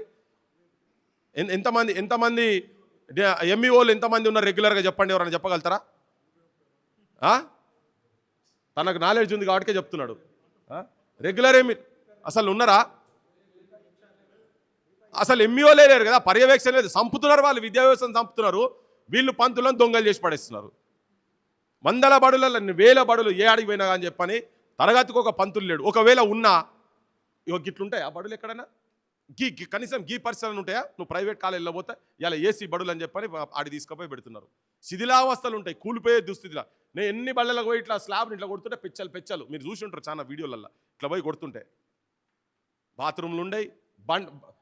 అదేంటి గంట కొట్టాలన్నా కానీ పంతులే రావాలి, లేకపోతే పిల్లలతో కొట్టిపియాలి. పిల్లలతో కొట్టిపిస్తే పిల్లలతో ఇట్లా కొట్టిపిస్తావురా అని చెప్పాను. ఈయన యాడ్నో పక్కకు ఉండేది ఉంటే పంతులే వచ్చి కొట్టాలి. నేను చాలా బళ్ళలో చూసినా, చాలా ఇన్సల్ట్గా అవమానంగా చెప్తున్నా. హైదరాబాద్ నడిబొడ్డు బడులల్లా, ఊర్లల్లో బడులు, హైదరాబాద్ బడులు, గాంజాయి అడ్డాలు, తాగుబోతులు క్లబ్లు తయారైపోయి ఉన్నాయి. పర్యవేక్షణ లేదు కదా. అటెండర్ ఎవడు ఉన్నాడు? ఎవడన్నా రాత్రిపూట రానిస్తాడు? ఒకవేళ గేట్ పెట్టి తాళం ప్రిన్సిపాల్ వేసుకపోతే గోడ దునికిపోయి కూర్చుంటారు. ఎన్ని బడులల్లా వాడు రాత్రి పోయి ఆడనే బంటాడు, దావాత్ చేసుకుంటారు. కొంతమంది పోరగాళ్ళు ఊర్లో మొత్తం 100% పాలు అట్లా ఉండరు. కొంతమంది పోయి ఆడ కూర్చుంటుండ్రు. వాడు తాగుతాడు, బీరు సీసాలు ఆడనే పెడతాడు. ఆ తాగిన మైకంలో ఇది వస్తే వాడు ఆడనే పోస్తాడు, నిద్ర వస్తే ఆడనే బంటాడు. తెల్లారి ఏసీ కట్లేసి ఇది కూడా ఆడనే పోతున్నాడు. నేను చాలా బళ్ళల్లో చూసిన వాడికి చెప్తున్నా. పొద్దుగాల వచ్చి పంతులు కూర్చొని చీపురుగడ్డలు పట్టుకొని, నేను కొన్ని బళ్ళల్లో చూసిన లిటరల్గా పొద్దుగాల పోయే వరకు ధనధన్మని మళ్ళీ ఇట్లా చదువుకొని వచ్చి ఏం లేదు సారా నిలబడుతారు ఇజ్జత్కు. ఇది తెలంగాణ విద్యా వ్యవస్థ ఉన్న పరిస్థితి. ముఖ్యమంత్రి ఆ బళ్ళలకు పంపిస్తాడా? ఆయన పిల్లలను పంపిస్తారా? ఆయన మనవరాలను పంపిస్తారా? వాళ్ళ కుటుంబ సభ్యులను పంపిస్తారా? ఇవి జనం లోపలికి తీసుకుపోవాలి. ఫస్ట్ దాడి ఇటు కాదు. ఒకవేళ పంతులు సరిగా పాఠాలు చెప్పకపోతే దాన్ని పర్యవేక్షణ చేయించాల్సిన బాధ్యత కూడా ప్రభుత్వాందే. ఇవాళ ఇక్కడ కూర్చొని మనము మొత్తం ప్రపంచానికి చూపించాలని చెప్పని లైవ్ గురించి ప్రయత్నం చేస్తున్నాం కదా. ప్రతి బడిలో కెమెరా పెట్టని దానికి యాక్సెప్ట్ చేయకపోతే అడుగుదాం. ఎవరెవరు ఏ ఏ రోజు ఏ ఏ పాఠం చెప్పిండ్రు. ఇవాళ పలానాసారి చారిసారి సోషల్ సబ్జెక్టు ఇక్కడ నుంచి ఇక్కడ దాకా చెప్పిండు. ఇవ రేపు ఇక్కడ నుంచి ఇక్కడ వరకు చెప్తాడు. పలానా రోజు లీవ్లో ఉన్నాడు, తర్వాత వచ్చి మళ్ళీ చెప్తాడు. ఎవరు ఎక్కడ ఏ మూలలో ఉండి కొట్టినా కానీ మోత్కూరు హై స్కూల్లో ఏ సబ్జెక్టు ఏ టీచర్ ఎట్లా చెప్పిండు అనేది కంప్యూటర్లో కొడితే వస్తుందా లేదా? ప్రపంచం మొత్తము ఎక్కడో పోతుంటే మనం ఉన్న వ్యవస్థను నాశనం పట్టించి దీంట్లో జరుగుతున్నది ఏంటంటే మొత్తం అన్ని రాజకీయ పార్టీలు ఇలా ములాఖాత్ అయ్యి ఉన్నాయి. నేను ఒక రేవంత్ రెడ్డి గురించి చెప్తలేను, అన్ని రాజకీయ పార్టీలు ములాఖాత్ అయినది. కాంగ్రెస్ కావచ్చు, బీజేపీ కావచ్చు, బీఆర్ఎస్ కావచ్చు, ఎవరైనా కానీ ములాఖాత్ అయ్యి ఉన్నారు. వీళ్ళందరూ దీనిలో వాటాలు పొందుతున్నటువంటి వాళ్ళే. నేను ఇంకో స్టడీ కూడా తయారు చేస్తున్నా. మీలాంటి వాళ్ళు మొత్తం గ్రామాలలో తిరిగి ఏ ఊర్లల్లో ఒక 5 ఏళ్ల కిందనో 10 ఏళ్ల కింద 15 ఏళ్ల కింద ఏ ఊరి బడిలల్లా ఎంతెంత స్ట్రెంత్ ఉండే, ఎందుకు స్ట్రెంత్ తగ్గింది, ఏ స్కూల్లో వచ్చిండ్రు, ఏ బడులకు ఎవరెవరు వీళ్ళని పంపుతున్నారు, పిల్లలని ఎవరెవరు సపోజ్ ఒక ఊర్లో 500 మంది చదువుకుంటూ ఉన్నారు అనుకోండి. ఒక 100 మంది గవర్నమెంట్ స్కూల్ ఉంటే మిగతా 400 మంది బయటికి పోతారు కదా. ఒక్కొక్కరికి వాళ్ళ జేబుల నుంచి వెళ్ళి వాళ్ళ కష్టపడ్డ పైసలు ఎన్ని ఖర్చు అవుతున్నాయి, ఎన్ని లక్షల రూపాయలు, ఎన్ని వేల రూపాయలు ఖర్చు అవుతున్నాయి ఒక్కొక్కరికి. ఆ ఊరు నుంచి ఎన్ని కోట్ల పైసలు ప్రైవేటు యాజమాన్యాలకు పోతున్నాయి. ఆ పైసలు ఒక్కసారి కనుక నేను లెక్కలు తీసి చెప్తాను. నేను చెప్పబోతున్నా తెలంగాణకు. ఆ చెప్పినాడు ఒక్కొక్కరు దిమ్మ తిరుగుతుంది, తలకాయ తిరుగుతుంది. ఇన్ని కోట్ల పైసలు ఎక్కడ పోతున్నాయి మరి? ఈ వ్యవస్థలు ఎవరి దగ్గర పోతున్నాయి? కొంతమంది దగ్గరికి. ఒక కుటుంబానికి అయితే సంవత్సరానికి ఒక 50,000 రూపాయలు అయితే పోతున్నాయా లేదా? మినిమం సంవత్సరానికి పోతున్నాయా లేదా? 5,000 రూపాయల కన్నా తక్కువ ఏదైనా ప్రైవేట్ యాజమాన్యం చేస్తున్నారా ఎక్కడన్నా? ఉందా? లక్షలే కదా. 10 మందిని పెట్టుకుంటే ఒక 10 మంది పెట్టుకుంటే 5 లక్షల రూపాయలు. ఇట్లా నువ్వు 100 మందిని పెట్టుకుంటే ఎక్కడ దాకా పోతుంది? ఈ ఫిగర్ ఎక్కడ దాకా పోతుంది? 50 లక్షలు, కోటి రూపాయలు, 2 కోట్ల రూపాయలు. ఒక్క ఊరి సంపద, ఒక ఊరిలో జనాభాకు వాళ్ళ గల్లపెట్టెలో ఉన్నటువంటి పైసలు తీసుకుపోయి నీకు కార్పొరేట్లకు మనము దారాదత్తం చేసి పెడుతున్నాం. అవి ఎవరంటే మొత్తం ఒక పెద్ద సెటప్. ఏదో మన ఊరిలో నౌకర్ రానటువంటి కొంతమంది పీజీలు చదివినటువంటి వాళ్ళు, పిహెచ్డీలు చదివినటువంటి వాళ్ళు ఏదైనా బడి పెట్టుకొని చేస్తే వాళ్ళకు ఉపాధి లెక్క కాదు, పెద్ద ఎత్తున గద్దెల లెక్క వచ్చి మన వ్యవస్థను మొత్తం, మన విద్యా వ్యవస్థను మొత్తం సర్వనాశనం చేస్తారు కదా. దీన్ని అన్ని రాజకీయ పార్టీల వాటాలు ఉన్నాయి. ప్రజా పోరాటాలు తప్ప, ప్రజల నుంచి తిరుగుబాటు తప్ప దీనికి పరిష్కార మార్గం లేదనే ఉద్దేశంతో ఇట్లా పెట్టుకుంటూ పోయి ఇది ఓవర్ నైట్ ఏదో జరుగుతుందని కూడా చెప్తలేను నేను. ఒక్కసారి ఒక కాల్ ఇస్తే ఇవాళ ఒక టీం తయారైంది ఇక్కడ మోత్కూరులో. ఇప్పుడు మీరు అన్నారు ఒక సూచన, చలో పల్లెల దాకా పోవాలి. నేను కూడా పల్లెల దాకా పోయి ఒక మోడల్గా ఒక ఏరియాని తీసుకొని అక్కడి నుంచి ఒక్కొక్క ఫిగర్స్ జనానికి కనుక చూపించి చైతన్యవంతులను చేసి ప్రజలు కూడా ఏమనుకుంటారంటే ఇది అయ్యేదా సచ్చేదా, ఎవరు చేయాలి? ప్రజలే చేయాలి. యజమాని ఎవరు అన్నారు? యజమాని ఎవరు? ప్రజలే. అన్నారు ముఖ్యమంత్రి లేకుంటే ఎవరు? పంతులు ఇద్దరు కాదు, ప్రజలే యజమానులు. ప్రభుత్వ పాఠశాలలకు యజమానులు ప్రజలే. ఆ ప్రజలకు వాళ్ళకేం కావాలన్న సోయిలేక ఆ ఎలక్షన్ల టైంలో ఇంత మందు మటన్ ముక్క ఇన్ని పైసలు ఇవ్వగానే ఓట్లు వేసే కాడికి పోయి మనం ఉల్టా వానికి పైసలు ఇచ్చే కాడికి పోయింది. ఏంది? మన విద్య కావచ్చు, వైద్యం కావచ్చు, రోగం వస్తే 100% అప్లన్న కావాలి, సచ్చన పోవాలి. ఏ ప్రైవేట్ దవాఖానా, ముఖ్యమంత్రి కూడా ప్రైవేటు యూనివర్సిటీలు, ప్రైవేటు పాఠశాలలు, తర్వాత ప్రైవేట్ హాస్పిటళ్ళు ఓపెన్ చేసే కాడి స్థాయి దాకా పోయిన తర్వాత ఎంత అజ్ఞానంగా ఉన్న జనం, మనం ఎంత అజ్ఞానంగా యువతరం ఉన్నది. నెవర్ ఇప్పుడు జరగకపోతే ఇట్లా మాట్లాడేవాడు కూడా వాడు లేడు. అందుకనే కిందికెళ్ళి క్షేత్రస్థాయికి వెళ్ళి గ్రామీణ ప్రాంతాలకు వెళ్ళి ఒక నిర్మాణం తీసుకొచ్చి 15% పెడతా అని చెప్పిండ్రు. జనానికే తెలియదు ఈ 15% ఎన్ని వేల కోట్లు అయితే ఏమవుతుంది, ఏం సంగతి ఏందని. నేను విద్యకి ఇన్ని ఇచ్చినా, నేను అన్ని ఇచ్చినా మనకు మస్తుగా చెప్తున్నాడు. వేదిక మీద కూర్చుంటే పొద్దుగాల లేవంగానే మిల్లెట్స్ అంటాడు, అది అంటాడు, ఇడ్లీ అంటాడు. మనం వినని పేర్లు కూడా చెప్తుండు. మనకు అబ్బా గింతగనం పెడతారా అన్నట్టు ఉన్నది. చెప్పిండు కదా ఎంత? 1,00,000. ఎంతమందికి పెడుతున్నాయని ఇప్పుడు? 1,00,000. సార్తో చెప్పాను, కన్సర్న్ పర్సన్ అయినా కనుక అథెంటిక్ ఉంటుందని చెప్తున్నా. 1,19,000 ఎక్కడ? 44 లక్షలు ఉన్న కాడ 1,19,000 చెప్పి మొత్తం అందరికీ పెడుతున్నా అన్నట్టుగా. ఇక మనోళ్ళు ఏమనుకుంటారు? ఆడికెళ్ళి వస్తున్నాయట కానీ మా సార్లు తింటున్నట్టున్నారు అనుకుంటారు. జనం అనుకుంటారు కదా, తెలియకుండా ఏమనుకుంటారు? సార్లే వేసుకపోతారట. పుసుకుని అన్నాడు అనుకో, నేను చాలా బల్లో పంపిస్తున్నా, మరి మీకు వస్తలేవా అని అన్నాడు అనుకో, నిజంగానే వాళ్ళ మీద పడుతుంది. అట్లనే అంటే పంతులను ఫస్ట్ వీళ్ళని దొంగలకు క్రియేట్ చేసిన తర్వాత ఇప్పుడు చాలామందిని ఇట్లా ముట్టుకుంటే ఇలా సగం కన్నా ఎక్కువ నువ్వు ఏడాది ఇప్పిస్తున్నావు నీ కొడుకునని కాడికి వస్తున్నది ముచ్చట. అన్ని కరెక్ట్ పెట్టి కమ్యూనిటీ ఒక్కొక్క దగ్గర ఒక్కొక్క లొకాలిటీకి ఒక అద్భుతమైన స్కూల్ కేజీ నుంచి పీజీ వరకు 52 డిపార్ట్మెంట్లో అవన్నీ మొత్తం పర్ఫెక్ట్గా జరిగి ఏ బడిలో మెస్సీని తీసుకొచ్చి ఆడిపించే, ఫుట్బాల్ ఆడిపించే మెస్సీని తీసుకొచ్చి దానికి 100-150 కోట్లు తలగబెట్టి పడేసిండు. మెస్సీలు తయారవుతారు? కింద తయారవుతారు కదా, పీటీలు ఉన్నారా, గ్రౌండ్లు ఉన్నాయా, బాళ్ళు ఉన్నాయా? ఈ చదువు చెప్పేటోళ్ళో లేకుంటే పీటీలు ఎక్కడిది, మన ఎక్కడిది? ఈయనట నేను మెస్సీలను తయారు చేస్తానని మళ్ళీ చెప్తాడు. ఇవన్నీ మనం చూసుకోవాలి. దాని తెలంగాణ రైజింగ్ అని పడి ఉంటుంది దాని మీద. ఎన్ల రైజింగ్ లేదు తెలంగాణలో. ఇట్లా ఉట్టిగా చెలకదుపర మాటలకు నెంబర్ 1 ఉన్నది. దాంట్లో ఈయన ఆధిపత్యగా ఈయన పోయి కూర్చున్నాడు. నేను రాజకీయ క్రిటిసిజం గురించి కాదు నేను చెప్పేది. నేను చదివిన ఉస్మాన్ యూనివర్సిటీలో 1267 పోస్టులు, 1267 పోస్టులు, 1000కి పైన ఖాళీలు ఉన్నాయి. 1000కి పైన. ఏం మీ తెలుగు డిపార్ట్మెంట్లో ఎంతమంది ఉన్నారు చెప్పు? రెగ్యులర్ ప్రొఫెసర్లు నువ్వు తెలుగు డిపార్ట్మెంటే కదా, ఎంతమంది ఉండాలి? నా డిపార్ట్మెంట్ గురించి చెప్తున్నా. నేను చదివిన ఎంబీఏ డిపార్ట్మెంట్లో 37-38 శాంక్షన్డ్ పోస్టులు ఉంటే ఇవాళ 5-6 మంది ఉన్నారు. ఎవడు ఏం చదువు అవుతుంది, ఏం రీసెర్చ్ అవుతుంది? ఈ క్షేత్రస్థాయికి వెళ్ళి చదువుకొని ఆడిదాకా పోయిన తర్వాత, ఆడి యూనివర్సిటీ కాడికి పోయిన తర్వాత పైన పోతే వాడు పాఠాలు చెప్పేటోడు ఉండాలనా లేదా? ప్రొఫెసర్లు కూడా బొచ్చడు 1 లక్ష 2 లక్షల జీతం ఉన్నాయి, 3 లక్షల జీతం ఉన్నాయి. వాడు ఐఏఎస్ ఆఫీసర్ అంటే వాడు వచ్చి ఒక కమిటీ రిపోర్ట్ అంటే దానికి ఇచ్చి మనవాడ అది నువ్వు ఎందుకు లేవు, ఇవి ఎందుకు నువ్వు రిక్రూట్మెంట్ చేయలేదనే దాని మీద ఫోకస్ కాదు. వీళ్ళకి ఇంత జీతాలు ఎందుకని? ధరలు పెరిగినాయా లేదా? పే చేయి, మంచిగా పే చేసి చదివి వాళ్ళతోటి. అసలు సంగతి అదే కదా. విజ్ఞానం అక్కడనే ఉన్నది కదా, బడులలో ఉన్నది, యూనివర్సిటీలో ఉన్నది, రీసెర్చ్ కార్డు ఉన్నది. ఇష్యూ డైవర్షన్ చేసేందుకు, దాన్ని ఇంకేటో తీసుకుపోయేటందుకు. నేను మొన్న కూడా చెప్పిన, ప్రైవేట్ కాలేజ్ దగ్గర పోయాట, ఫీజు దగ్గర పోతే సార్ ఇన్ని పైసలు నేను కట్టలేను, నువ్వు 20,000 30,000 అయితే కడతా సార్, మరి 50,000 60,000 70,000 అంటే కట్టలేను సార్ అంటే, నేను చాలా పేదోని సార్, ఇట్లా ఆటో నడుపుకుంటున్నా, లేకపోతే ఈ పని చేసుకుంటున్నా, ఆ పని చేసుకుంటున్నా. ప్రైవేట్ అంటాట మీరు పెంచుకోవాలి, మీ ఇన్కమ్ పెంచుకోవాలి, ఫీజుల తగ్గట్టు మీ ఇన్కమ్ పెంచుకోవాలి, కానీ మమ్మల్ని ఫీజులు తక్కువ చేయమంటావు ఏంది అని. ఇది యాటిట్యూడ్ అయిపోయింది. అనవసరంగా ఆ స్కీమ్ తీసుకొచ్చారు. నువ్వు ఖాళీ కులం సర్టిఫికేట్ తీసుకుపోయి ఆడ వారేస్తే నీకు చదువు వస్తుందని. దీన్ని 1000 కోట్ల రూపాయలు ప్రైవేట్ వాళ్ళకు దారాదత్తం చేసిండు ఇప్పటిదాకా. రేపు అవసరం అనుకుంటే, అవసరం అయితే ప్రభుత్వాలు మొత్తం వాటిని నేషనలైజ్ చేయాలి. నేను చెప్తున్నా, అవన్నీ మొత్తం ఏవేవైతే ప్రైవేట్ యాజమాన్యాల చేతులలో ఉన్నాయో, కార్పొరేట్, నేను చెప్పేది ముఖ్యంగా కార్పొరేట్, అవి తీసేసి అసలు మనం నేషనలైజ్ ఎట్లయితే ఇందిరాగాంధీ బ్యాంకులు నేషనలైజ్ చేసిందో ఆ రకంగా తీసుకురావాల్సిన అవసరం ఉన్నది. సో ఇది ఓవర్ నైట్ జరిగేది కాదు. రాత్రికి మనం ఇలా మెడలు కట్టేది లేదు. విశ్వసనీయత కూడా పెరగాలి. కింది దాకా సమాచారం తీసుకుపోవాలి. సమాచారం కూడా ఇలా రాజకీయ నాయకులు ఉన్నది. మనం మాట్లాడగానే ఆయన మైకులు పడతారు, అద్భుతంగా మాట్లాడతారు. మా అయ్య చేయలేదు, ఇప్పుడు మేము వచ్చి చేద్దామని వీళ్ళు చెప్తారు. మేము చేసి చూపిస్తాం. ఆయన ఒక్క బడి కట్టిండు, గజ్వేల్లో ఒక బడి కట్టి దాన్ని మొత్తం ఎక్కడికి పోయినా కేజీ టు పీజీ ఇట్లా చేస్తాం తెలంగాణ అని. ఈయన కూడా ఇప్పుడు మన ఆరుట్లలో కట్టిండు, అది కూడా కొంచెం పబ్లిక్ సపోర్ట్తో కట్టిన బడి. ఇది చూపించి మొత్తం తెలంగాణ చెప్తా, ఇట్లా తెలంగాణ మొత్తం ఇట్లా చేస్తా అంటాడు. ఏ కాలం కావాలి, ఎన్నేళ్ళు కావాలి అది.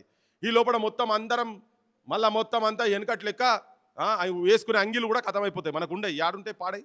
మళ్ళీ దీనికి తోడు బయటి రాష్ట్ర వాళ్ళు వచ్చి ఇక్కడ ఏదైనా దందా చేసుకుందామంటే మొత్తం మార్వాడి వాళ్ళు, గుజరాత్ వాళ్ళు బయటికి వెళ్ళి వచ్చి మన దందాలు కూడా సర్వనాశనం చేసి పడేస్తున్నారు. వ్యాపారం లేదు, ఉద్యోగం లేదు.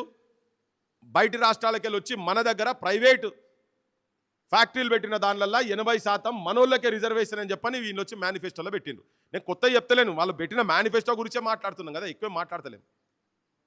ఇలా 8% కూడా లేరు, 8 మంది కూడా ఉండరు వాళ్ళ దాంట్లో. మరి ఉద్యోగాలు ఎక్కడికి వెళ్ళి వస్తాయి? తెలంగాణ యువతరం ఏం కావాలి? ఆఖరికి గాంజాయి తాగాలి, పండాలని కాడి తీసుకొచ్చి రోగాలు రావాలి, చచ్చిపోవాలి. నేను ఉట్టి చెప్తలేను, చాలా ఇట్లా తయారైంది మొత్తం తెలంగాణ అంతా ఇట్లనే తయారైంది. ఇక వాళ్ళు చిల్లర చూడకపోతే ఇంకేం చూస్తారు?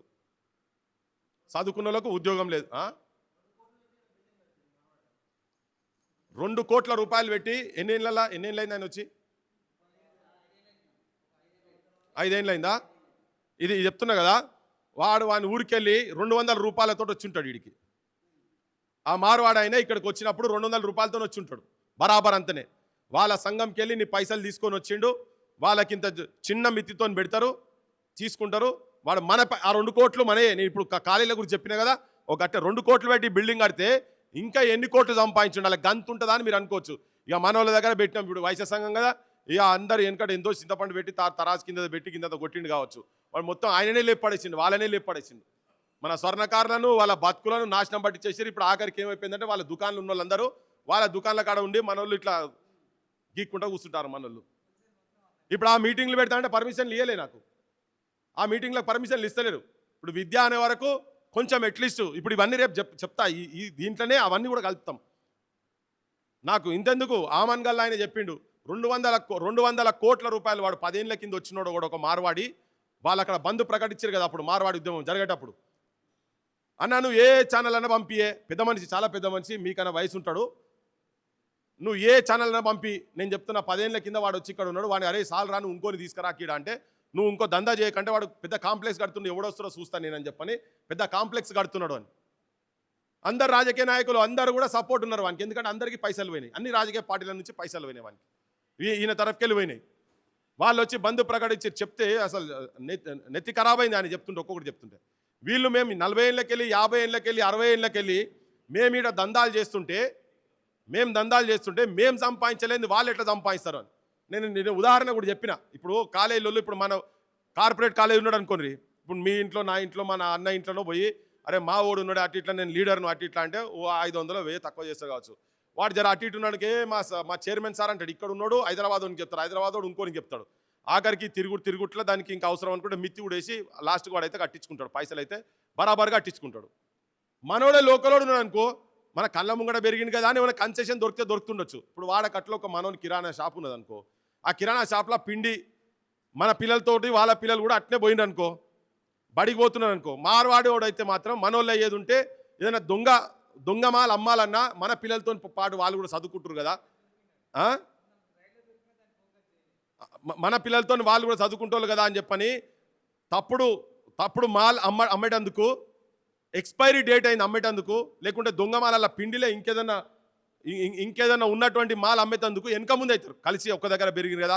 ఒక 40-50 ఏళ్ళ నుంచి వాళ్ళు చూస్తుంటారు కుటుంబాలు పరిచయం కానీ మారవాడం దగ్గర పోయినా అనుకో అన్ని ఇల్లీగలే వాళ్ళ దగ్గర దొరికేది. నేను చాలా కొన్ని వందలు బయట పెట్టినా కాబట్టి చెప్తున్నా. వానికి ఆ ప్రేమ మమకారం ఉండదు, వాడికి ఇక్కడికి వచ్చిందంటేనే మనని దోపిడీ చేయాలి, మనని ముంచాలి, మన సర్వరోగాలకు కారణం వాళ్ళే తయారైపోయి ఉన్నారు. మొత్తం నువ్వు బేగం బజార్ పో మొత్తం దొంగ మాల్లే. ఇవన్నీ తెలంగాణ జనానికి తీసుకుపోదామని మీటింగ్లు పెడదామంటే పెట్టనిస్తలేరు, పర్మిషన్లు ఇస్తలేరు. అదొక అంశం ఉంది. రేపు భవిష్యత్తులో అది బరాబర్ తెలంగాణ వ్యాపార రక్షణ చట్టం కూడా మనం తీసుకొచ్చుకోవాల్సిన అవసరం ఉన్నది. ఇలా మోత్కూరులో జరుగుతున్నటువంటి మీటింగు దీని ఆశయము ఆలోచన చాలా పెద్దగా ఉన్నది. యావత్ తెలంగాణను మొత్తం మార్చేటువంటి దిశ తయారు చేసే చైతన్యంతో కూడినటువంటి యువతరాన్ని తయారు చేసేటువంటి ప్రయత్నంలో భాగంగానే ఇగో ఇట్లా తిరుగుతాం, ఇంకా ఎన్ని వీలైతే అన్ని తిరుగుతాం. మనందరం కలిసి తెలంగాణలో విద్యా వ్యవస్థను, వైద్య వ్యవస్థను సామాన్యునికి కటిక పేదరికంలో ఉన్నటువంటి వాళ్ళ ఇళ్లలో కూడా పైసలు లేకుండా చదువు బంద్ చేయించడం అనేది కనబడదు ఇక్కడ. అది ఇప్పుడున్నటువంటి రాజకీయ వ్యవస్థలో జరుగుతుందైతే నాకైతే నమ్మకం లేదు. మీ ఎవరికైనా ఉన్నదా? ఎవరికి లేదు. అందుకనే ఇవాళ బీజేపీ వాళ్ళు వచ్చారు, అది ఏ స్థాయిలో ఉన్నారని పక్కకు పెడదాం. కాంగ్రెస్ వాళ్ళు వచ్చిండ్రు, ఇక్కడ ఎంఆర్పిఎస్ వాళ్ళు వచ్చిర్రు, సంఘాల వాళ్ళు వచ్చిర్రు, వేరే కమ్యూనిస్ట్ సంఘాల వాళ్ళు కూడా ఉన్నారు. ఇలా అందరు కలిసి ఇక్కడికి వచ్చారు కదా. లేదు బయట ఎక్కడ కనబడతలేదు. ఇంకోటి ఇవి లీస్ట్ ప్రియారిటీలో ఉన్నాయి, చాలా లీస్ట్ ప్రియారిటీలో. ఒకవేళ ఆయన నిజంగానే విద్య ఇవ్వాలనుకున్నాడు అనుకో, నిజంగానే 4000 బడులు కట్టిన తర్వాత నువ్వు ఆ ఆర్గ్యుమెంట్ కనుక తీసుకొచ్చి మాట్లాడితే ఏమైనా ఉంటుంది. అది కూడా ఏందట సిఎస్ఆర్ ఫండ్లు అన్నట. ఇక ఇంకేమైనా ఉన్నదా? గవర్నమెంట్ కూడా పెట్టదట, కంపెనీ దగ్గరికి వెళ్ళి పెట్టిస్తారట. వాళ్ళంతా ఒకటేనా, వాళ్ళంతా ఒకటే, వాళ్ళంతా ఒకటే. ఈ ముఖ్యమంత్రిని నువ్వు ఒక ప్రైవేటు పాఠశాలలకు నువ్వు నీ ఎమ్మెల్యేలు ఎట్లా వాటాదారులు అవుతున్నారు, ఎట్లా మీరు వాటిని ఇనాగ్రేషన్ చేసినందుకు పోతున్నారు. ఇప్పుడు ముఖ్యమంత్రి కుటుంబం వాళ్ళే ఇంటర్నేషనల్ స్కూల్ పెడుతున్నట. అపోలో దగ్గర పోయిండుగా మొన్న, మీరు అందరూ చూసిరు కదా, జనాలు అందరూ చూసిరు కదా. అపోలో హాస్పిటల్ పోయి ఏం చెప్పిండు, నా టర్మ్ అయిపోయే వరకు మీరు 100 హాస్పిటల్ పెట్టాలి అన్నాడు కదా. అంటే టర్మ్ అయిపోయే వరకు 100 హాస్పిటల్ పెట్టాలంటే గవర్నమెంట్ హాస్పిటల్ అంతా కథం పట్టించేసి వైద్యాన్ని మొత్తం మోత్కూరులో హాస్పిటల్ పెట్టాలి, ఉలిగొండలో హాస్పిటల్ పెట్టాలి, అపోలో హాస్పిటల్ నార్కట్పల్లిలో కూడా పెట్టాలి, నకరకల్లో ఒకటి పెట్టాలి. మొత్తం తెలంగాణ అంతా 100 హాస్పిటల్ పెట్టి గవర్నమెంట్ హాస్పిటల్ బంద్ చేయాలి. వీళ్ళు దోపిడీ చేయాలి. అందులో రేవంత్ రెడ్డికి పర్సెంటేజ్ ఉండాలి, బీఆర్ఎస్ వాళ్ళకి పర్సెంటేజ్ ఉండాలి, బీజేపీ వాళ్ళకి పర్సెంటేజ్ ఉండాలి. పైన అందరూ ఎవరు మాట్లాడతలేరు కదా దీని మీద. అరే అట్లా మాట్లాడుతావు, ఎవరి పాలసీ లేదు. ఎవరు వచ్చినా కానీ మొత్తం ప్రైవేటైజ్ చేసి అట్లీస్ట్ ఈ 2-3 రంగాలన్నీ ఉండాలనా లేదా?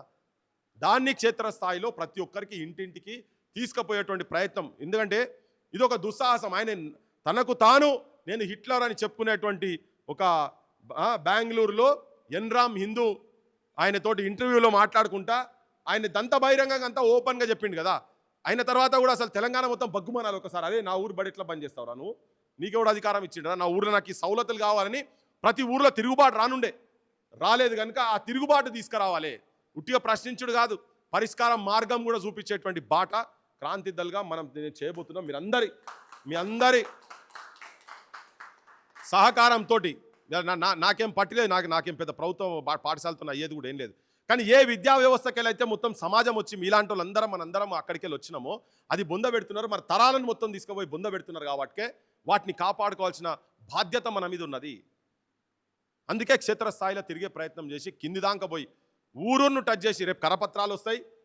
నేను చెప్తున్నా, మళ్ళీ చెప్తున్నా, ఈ ఉపన్యాసాలు వినండి. నేను మొన్న కూడా నాకు ఇంకా మాట్లాడాలని కూడా ఉండే, కానీ సార్ సమయం అటు ఇటు అన్నారు కదా. కానీ లేలే అంటే పోవాలి అంటే మీ సైడ్ నుంచి కూడా ఏమున్నది పోవాలి. మీరు మాట్లాడారు బాగా, ఒక రాజకీయ క్షేత్రంలో ఉన్నటువంటి వాళ్ళు. అవునా, భయ్య మాట్లాడిండు. ఇవన్నీ కూడా ఎందుకు కెమెరాలు కూడా పట్టుకొచ్చి ఎందుకు పెట్టినామంటే ఇక్కడ జరిగేది కింది దాకా కూడా పోవాలి. వాళ్ళు కూడా ఆత్మవిమర్శ చేసుకోవాలి. ప్రతి ఒక్కరు ఏం జరుగుతున్నది, తెలంగాణలో ఏం జరుగుతున్నది. ప్రతి ఒక్కరు చాలామంది నేను పోయిన మీటింగ్లో పంతులు సార్ నువ్వేడ పెట్టించు, నీ పొరగాలని చదువుతురా, ఫస్ట్ నీ పొరగాలని చదివి అని చెప్పాను. అరే ఎట్లా చదివిస్తారా, 1,00,000 1,50,000 జీతం ఉన్నాడు, ఎట్లా చదివిస్తాడు? వాళ్ళ ఏం ఫెసిలిటీస్ లేనప్పుడు పాములు తిరుగుతాయి, తేలు తిరుగుతాయి, తొండలు సంసారాలు చేసేటువంటి క్లాస్ రూమ్లలో నా చదివించేది. నేను మస్తు బళ్ళలో పోయినా, 100 మంది పిల్లలు ఉంటారు, ట్యాంకులు పట్టుకొని ఇట్లా తీస్తే పురుగులు ఇట్లా తీస్తే పురుగులు. ఉస్మాన్ యూనివర్సిటీ కూడా చూసిన ఈ విజువల్ ఎక్కడ నువ్వు దొరికేది ఉంటా, మన దాంట్లో ఉంటుంది చూడు. ఉస్మాన్ యూనివర్సిటీలో నీళ్ళు తాగే ట్యాంకులా ఇట్లా అందులో పోయి బెండ్ అయ్యి ఇట్లా తీస్తే ఇంత పొడుగు పాకురు వెళ్ళింది. గవాట్లలో నీళ్ళు తాగుతారా? కానీ తాగుతున్నారు మన పిల్లలు, రోగాలు వస్తున్నాయి మనకు తెలుస్తలేవు, బీమార్ అవుతున్నారు, లేకపోతే వాటి తట్టుకునే శక్తి కూడా పెరుగుతున్నది కావచ్చు. ఆ నీళ్ళే తాగి గా బతుకుల గురించా 1,200 మంది మొన్న చచ్చిపోయారు, అంతకుముందు 369 మంది చచ్చిపోయారు. వాటి గురించి కాదు కదా, వాటిని క్వశ్చన్ చేస్తలేము, ఎవరం చేస్తలేరు. చిన్న నాకు ఈ లీడర్ తెలిస్తే ఖుష్, ఆయనకు ఇంకో లీడర్ తెలిస్తే ఖుష్.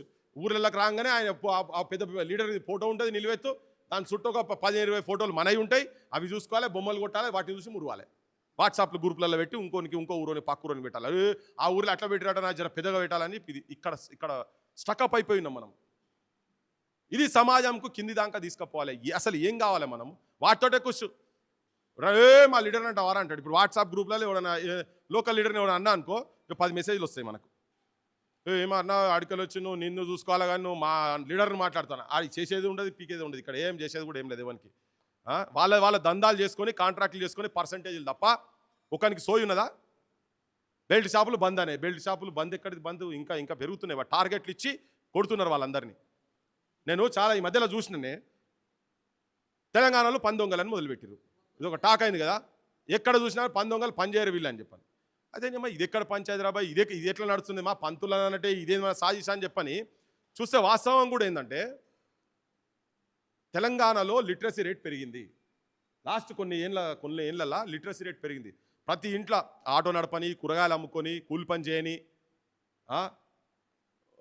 కౌలుకు తీసుకున్న భూమైనా చేయని, చిన్న ఆధెకరమో ఎకరమో వ్యవసాయం చేసిన ప్రతి ఒక్కరి ఇళ్ళకి వెళ్ళి పీజీలు చదివే కాడికి పోయినరు. వాళ్ళని తీసుకొని నువ్వు నట్లు బోలట్టు ఫిట్ చేయరా, తటపార పని చేయరా అంటే చేస్తారా? వాళ్ళకి తగ్గట్టు నౌకరు కావాలనా లేదా? మరి ఇస్తున్నారా నౌకర్లు? ఇగో నువ్వేంది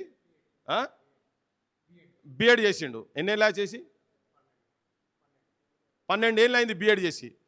నీకు పాఠశాలలు బంద్ కాకుండా ఉండేది ఉంటేనే పంతులు అవుతుండే కదా. ఇవాళ ఏం చేస్తున్నావు? 12 ఏళ్ళకి వెళ్ళి ఆ ఉన్న వ్యవసాయం తీసుకొని చేస్తున్నావు. ఇప్పుడు తనని తీసుకుపోయి నువ్వు రారాబాయి నీకు ఉపర పని ఇస్తా అంటే చెయ్యడు, పని దొంగ అవుతాడా? కన్స్ట్రక్షన్కు మొత్తం బీహార్కి వెళ్ళి వస్తున్నారు, యూపీకి వెళ్ళి వస్తున్నారు. భయ ఆడ చదువు లేదు వస్తున్నారు. మా వాళ్ళు పీజీలు వేసి కూలి పని చేయాలనా? అయినా ఇజ్జత్కి చేస్తున్నారు. క్యాటరింగ్ పనులలో పోతున్నారు, ఆటోలు నడుపుతున్నారు. హైదరాబాద్లో మీరు ఊబర్ వాళ్ళని అడగండి, మీరు క్యాబ్ వాళ్ళని అడగండి, డెఫినెట్గా మీరు అడుగుతున్న 10 మందిలో 8 మంది పీజీలు చేసిన ఉన్నారు. నేను ఫస్ట్ కూర్చోగానే అదే అడుగుతా. డిగ్రీ అయితే మినిమం. ఇలా గవర్నమెంట్ నౌకరు రావాలి కదా, ఎవరు అడగాలి? మన ఏ లీడర్ని అడుగుతలేం, ఎవరు అడుగుతలేం. సమాజంలో ఒక పెద్ద మార్పు దిశగా ప్రయాణం చేయాల్సిన అవసరం ఉన్నది. అందుకే మేము తెలంగాణ అంటే ఏదో ఎమ్మెల్యేలు కావాలి, ఎంపీలు కావాలి. నేను కూడా మాజీ మంత్రి కొడుకును, మా నాయన మాజీ మంత్రి, నేను యూనివర్సిటీలో పిహెచ్డీ చదివిన. మా నాన్న ఫస్ట్ మా ఊరు సర్పంచ్, సమితి ప్రెసిడెంటు, ఇండిపెండెంట్గా సమితి ప్రెసిడెంట్. మాది వరంగల్ ముచ్చర్ల, హనుమకొండ పక్క కాకతీయ యూనివర్సిటీ శివార్లలో ఉంటుంది. ఫస్ట్ 1958 ముచ్చర్ల సత్యనారాయణ. పంచాయతీ వచ్చిందిరా పల్లెోడ పల్లెకే విలువ వచ్చారా, నీ ఊరి బాగోగు నీవే చూడాలేరా, నీ ఊరి మంచిచ్చడు నీ జిమ్మెదారిరా, బాధ్యతే నీకొచ్చారా పల్లెోడ భారీ హక్కే వచ్చారా అని 58లో రాసిండు ఆయన. ఇరుకు సందులు ముందు ఎడతెరము కావాలి, జమిలిగా నీ బండ్లు తిరిగి ఉరకాలేరా, ఇరుకు ఇన్లే ఉండవోయ్ పల్లెోడ మురికి ఇన్లే ఉండవోయ్ అని.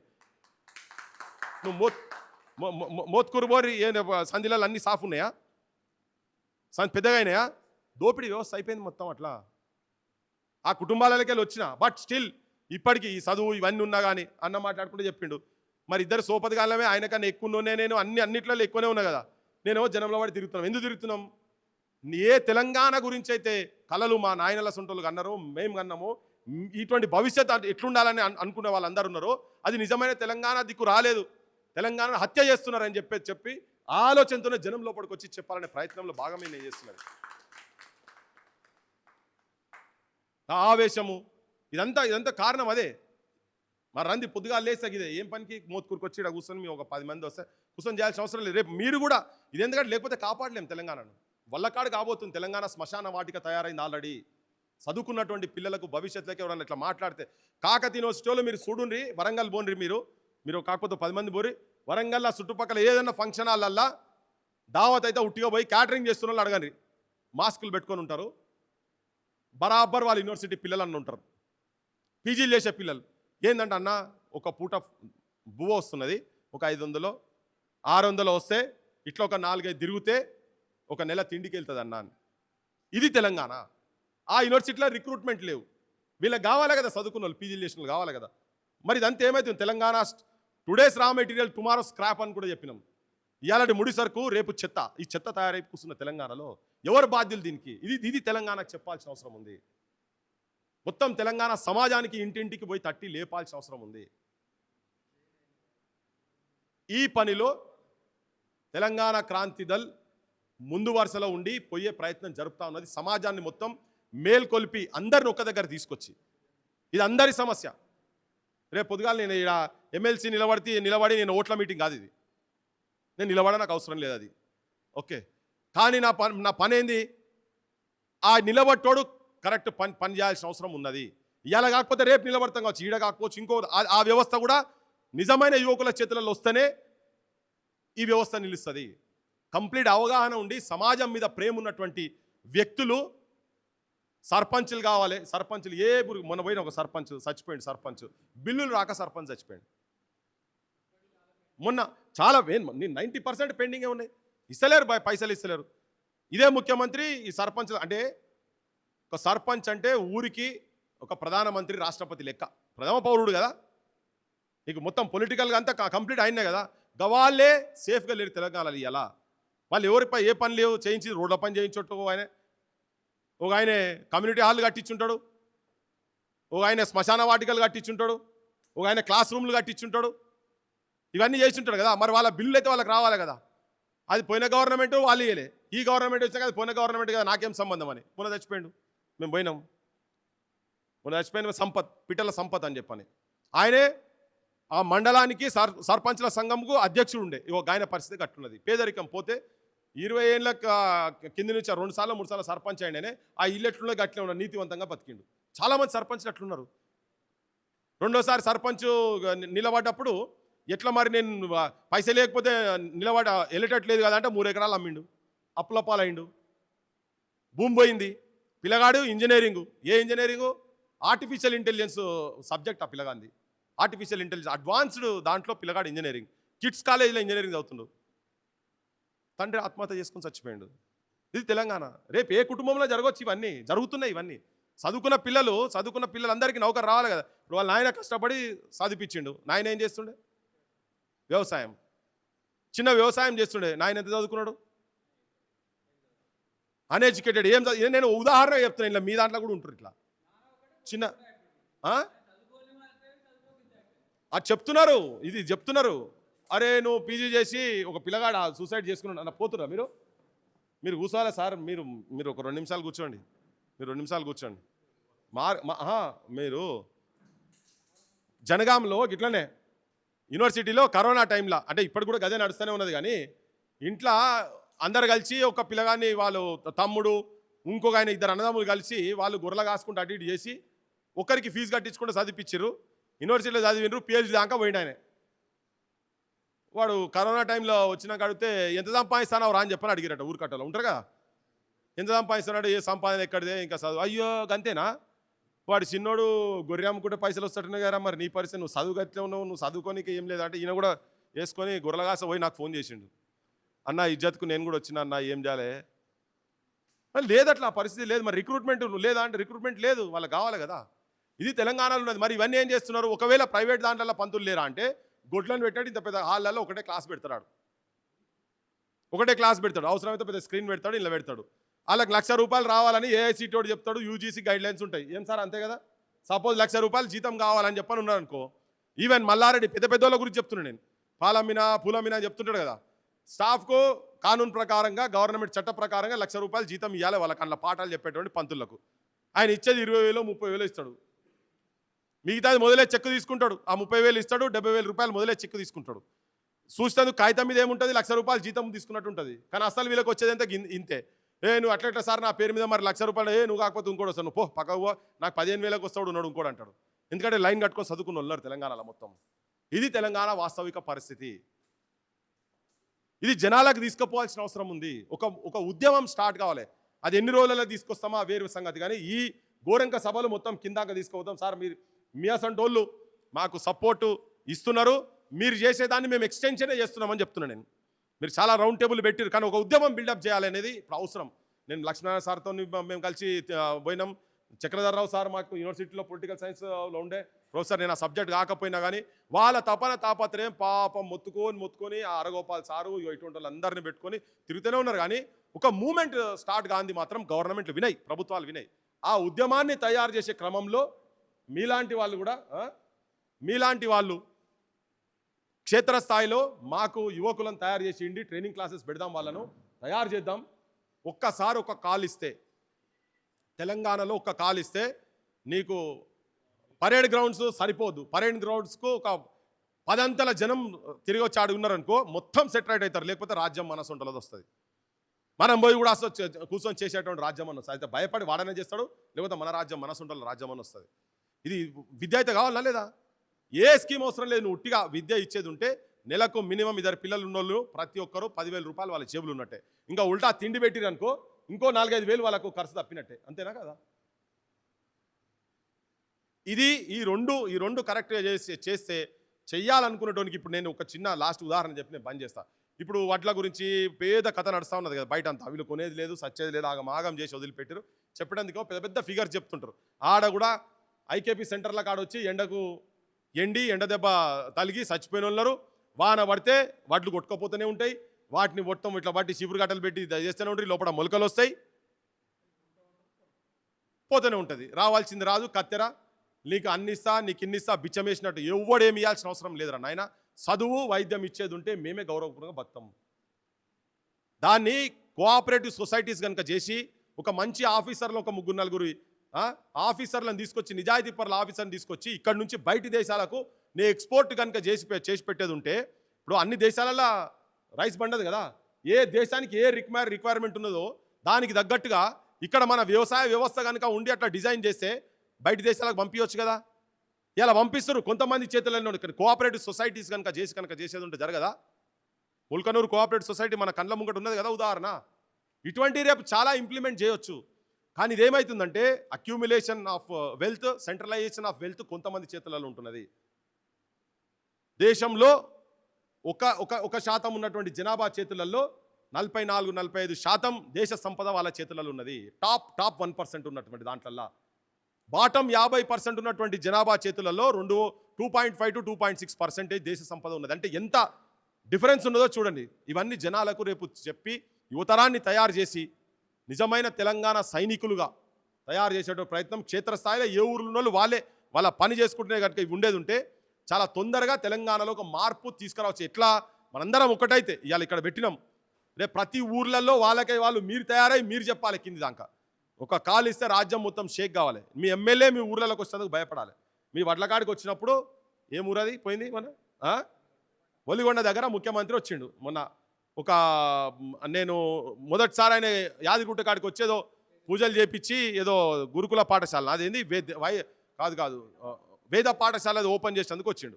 అదే రోజు నువ్వు వేద పాఠశాల ఓపెన్ చేసేందుకు వచ్చినావు కదా బైసాబ్, జర మీ వడ్ల సంగతి ఏందో జర మా ఊళ్ళ సంగతి 2 నెలల వాళ్ళు ఐకేపీ సెంటర్ల కాడు ఉన్నారని చెప్పని నేను వచ్చేదంతా తిరిగిన. నేను అనుకున్నా తెల్లారి మరి కొద్దిగా చైతన్యవంతులై మన పిల్లలు కూడా ఇక్కడ అక్కడిక్కడ పోయి జర చిన్న ఇష్యూ చేస్తారు కావచ్చు అనుకున్నా. చేయలే, మళ్ళీ 15 రోజుల తర్వాత మళ్ళీ నేనే రావాల్సి వచ్చింది. మళ్ళీ ఆడికి వస్తే ముంగట ఒక డెల్టా స్కూల్ అని చెప్పాను, డెల్టా స్కూల్ ఓపెన్ చేసినందుకు ఎమ్మెల్యే వచ్చి ఆడ కూర్చొని ఉన్నాడు. కాదే నాయన, చాలా ఘోరంగా ఉంది పరిస్థితి. సచ్చిన నరాల మనుషులు అని పెద్ద మనిషి చెప్తున్నాడు. ఈయన సచ్చిన నరాల మనుషులు. అయితే ఈ నరాలల్లా నిజమైన రక్తాన్ని ప్రవహించే బాధ్యత తీసుకొని పోయే పనిలో ఉన్నా నేనైతే ఉన్నది చెప్తున్నా. అది ఎటన్నా కానీ నరాలలో మళ్ళీ పంపు కొట్టి అక్కడెక్కడైనా వాళ్ళు బ్లాక్ ఉంటే ఆ వాళ్ళు బ్లాక్లు మొత్తం తీసేసేసి వీళ్ళకి ఆల్టర్నేటివ్ ప్యాసేజీలు పెట్టేటువంటి నరాలను తయారు చేసే పనిలో క్రాంతి దళ్ ఉన్నది. నేను అదే పనిలో ఉన్నాను చెప్పుకుంటూ మీ అందరి సపోర్టు కావాలి. ఇటు వచ్చిన వాళ్ళందరూ సపోర్ట్ చేస్తారని నేను అనుకుంటున్నా. ఎవరు చేసినా చేయకుండా మేమైతే ముందు పోతున్నాం. ఎటైతే అటైతుంది. యుద్ధంలో ఏమనవుతుంది, విజయమో వీరస్వర్గమో, కానీ మంచి చెప్పే ప్రయత్నం మాత్రం మేము చేస్తున్నాం. మీరు కూడా గ్రామ స్థాయిలలో పిల్లలకు చెప్పి కొంతమందిని ఈ సైడ్ పనిచేసేటట్టుగా ఉన్నటువంటి వాళ్ళని ఇంట్రెస్ట్ ఉన్నటువంటి వాళ్ళు ఉంటే రేపు భవిష్యత్తులో ట్రైనింగ్ క్లాసెస్ పెట్టే పనుల్లో కూడా మేము ఉంటామని చెప్పి మీ అందరికి విజ్ఞప్తి చేస్తూ ఇక్కడికి అందరు వచ్చి మీ అభిప్రాయాలు షేర్ చేసినందుకు ధన్యవాదాలు చెప్తూ నేను ముగిస్తున్నా. Thank you. ఈరోజు రౌండ్ టేబుల్ సమావేశం క్రాంతి దళ ఆధ్వర్యంలో జరుగుతుంది. దేనికనగా ప్రభుత్వం ఏదైతే 20,000 పాఠశాలలు మూసేస్తానని భయంకరమైన ప్రకటన చేసిందో దానికి వ్యతిరేకంగా ఏదైతే భయంకరమైన ప్రకటన వెనుక తీసుకోవాలని చెప్పేసి ఈరోజు రౌండ్ టేబుల్ సమావేశం ఏర్పాటు చేసింది. అదేవిధంగా నేనేమంటున్నా అంటే గ్రామాలలో మనకు బతుకులు బాగుపడాలంటే విద్య అవసరం. ఇన్ని రోజులు విద్య లేకనే చాలా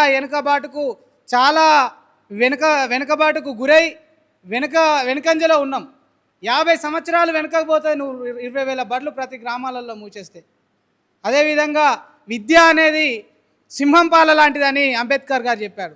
ఆ పాలన తాగినోడే సింహం లెక్క గర్జిస్తారని కూడా మన అంబేద్కర్ గారు చెప్పడం జరిగింది. అలాంటి పాలని మన అంబేద్కర్ గారు అందించినటువంటి అలాంటి పాలని ఇవాళ ప్రభుత్వం పారబోయాలని చూస్తుంటే మేము ఊరుకునేది లేదు. ప్రజాక్షేత్రంలో ప్రశ్నించే గొంతునై ముందుకొచ్చి మీ అందరినీ చైతన్యపరిచి ప్రజలలో మేము కోట్లాడతాం. అదేవిధంగా ఇంకొక అంశం ఏంటంటే ప్రభుత్వం ఏదైతే నిర్ణయం తీసుకుందో దానికి నేను ముఖ్యంగా ఒక 4 వివరాలు చెప్తాను. ప్రభుత్వం ఏ విధంగా నిర్ణయం తీసుకుందంటే కార్పొరేట్కు తాళం కొడుతుంది. అదేవిధంగా కార్పొరేట్కు తాళం కొట్టుకుంటూ ఇవాళ ప్రభుత్వ బడులను మూసేయాలని ఆలోచన చేస్తుంది. ఎందుకంటే 3 సంవత్సరాలు నీ ప్రభుత్వం ఏర్పడి ఇప్పటి వరకు విద్యాశాఖ మంత్రి ఎందుకు లేడు? ఫస్ట్ నువ్వు అన్నావు ఐటీ దాడులు చేయిస్తా, నేను ప్రైవేటు కార్పొరేట్ బడుల మీద నేను ఐటీ దాడులు చేయిస్తా అన్నావు, బెదిరించినావు, బ్లాక్మెయిల్ చేసినావు. ఎందుకు చేయలే? నువ్వు ఇవాళ ప్రీ ప్రైమరీ స్కూల్ అని పెట్టినావు, ఇంతవరకు రిక్రూట్మెంటే జరగలే. వాటి విషయం ఏంది? ఇప్పుడు ప్రైవేట్ స్కూల్స్ ఉన్నాయి, శ్రీ చైతన్య, నారాయణ, సంవత్సరానికి ఎంతోమంది విద్యార్థులు చచ్చిపోతున్నారు. వాటి మీద మీరు ఎందుకు చర్యలు తీసుకుంటలేరు? అంటే మీరు పేదవాడికి విద్యని దూరం చేసి వాడిని 50 సంవత్సరాలు వెనకకు దోచేసి మళ్ళీ మీకు బాంచగాలు కావాలి, మీ బానిసలు కావాలి, మీకు సాపర్యాలు చేసేందుకు మీ ఇంట్లో పనులు కావాలి. కాబట్టి విద్య ఉంటేవాడు మనల్ని సింహమై గర్జిస్తాడు, మా మీద దాడులు చేస్తాడు, వాడు విద్యావంతుడు అవుతాడని చెప్పేసి మీరు పేదవాడికి విద్యను దూరం చేసే ఆలోచనలా ఇవాళ ఆలోచిస్తున్నట్టున్నది. అదేవిధంగా ఇవాళ ప్రభుత్వ బడులలో టీచర్స్ సరిగ్గా బోధిస్తలేరు, టీచర్స్ సరిగ్గా ఉండలేరు అంటున్నావు. నీదే సర్వే అయినా నువ్వు టీచర్నే పంపిస్తావు. అదే వేరే డిపార్ట్మెంట్లలో లేరా? వాళ్ళని ఎందుకు పంపిస్తావు?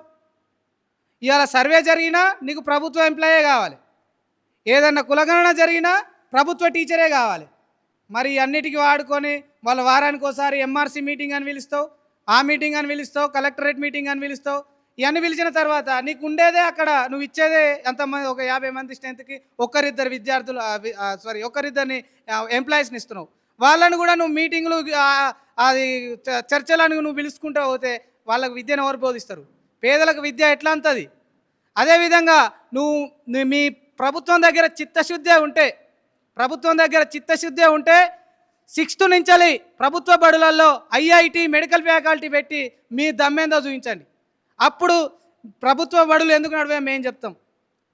అదేవిధంగా మీరు ఇప్పుడు ఏదైతే మా ఊరు నుంచి బడులు ఎట్లయితే ఖాళీ చేద్దాం, వాటిని మూసేద్దాం అనుకుంటున్నారో, రేపు వచ్చే ఎలక్షన్లో కూడా మీ సీట్లను ఒక్కొక్కటి ఖాళీ చేస్తామని చెప్పేసి మేము తెలియజేస్తున్నాం. రేవంత్ రెడ్డి గారు మీరు ఇదైతే గుర్తుపెట్టుకోండి. ప్రత్యేక తెలంగాణ విద్య వైద్యం మీరు ఉచితంగా అందించాలి. ప్రత్యేక తెలంగాణ వస్తే మా బతుకులు మారుతాయి, మాకు ఉద్యోగాలు వస్తాయి అనుకుంటే ఈ ఉద్యోగాలు రాలేదు, మా బతుకులు మారలేదు, ఉన్నటువంటి విద్యను కూడా మాకు దూరం చేసే ప్రయత్నం మీరు చేస్తున్నారు. తస్మా జాగ్రత్త. మా నిరుద్యోగులతోటి మా విద్యార్థులతోటి ఈ సంఘాలతోటి పెట్టుకుంటే మీ మీ అడ్రస్ కూడా తెలంగాణలో కనపడదని కూడా హెచ్చరిస్తున్నాం. ఈ అవకాశాన్ని ఇచ్చినటువంటి మన పృథ్వీరాజన్న గారికి ప్రత్యేక ధన్యవాదాలు తెలియజేస్తున్నాం. నరేష్ గారికి ప్రత్యేక ధన్యవాదాలు. వారు ఆవేశంతో మాట్లాడినంత అదే ఆవేశంతో కూడా పనిచేస్తారని కోరుకుంటూ సంతోష్ డిగ్రీ కళాశాల ప్రిన్సిపల్ సారు సత్యంగౌడ్ గారిని మాట్లాడవలసింది కోరుచున్నాం. ఈనాటి మన ఊరు బడిని మనమే కాపాడుకోవాలి అనే ఉద్యమంతో మన క్రాంతిదల్ తెలంగాణ క్రాంతిదల్ మోత్కూరు మండల కమిటీ వారి ఆధ్వర్యంలో ఈరోజు కార్యక్రమం నడిపడం జరుగుతుంది. ఈ కార్యక్రమానికి ముఖ్య అతిథిగా అన్న పృథ్వీరాజు గారు రావడం జరిగింది. మన ఊరి బడిని మనమే కాపాడుకోవాలి అనేది ఇప్పుడు మేల్కొన్నాం మనం. కానీ గత 20 సంవత్సరాల నుండే ప్రైవేటిజం ఎప్పుడు వచ్చిందో, ప్రైవేట్ స్కూళ్ళు ఎప్పుడు ప్రోత్సహించిందో గవర్నమెంట్లు, అప్పటి నుంచే మన ప్రభుత్వ పాఠశాలలు పడిపోవడం జరిగింది. ఫస్ట్ బీజం అక్కడ పడ్డది. అక్కడ పడిన కాడ నుంచి స్ట్రెంత్ ప్రైవేటు అంతా కార్పొరేట్ వ్యవస్థ ఇట్లా వచ్చి మొత్తం ఇలా గవర్నమెంట్ బళ్ళను మొత్తం మూసేయడం జరిగింది. మూసేస్తున్నారు కూడా.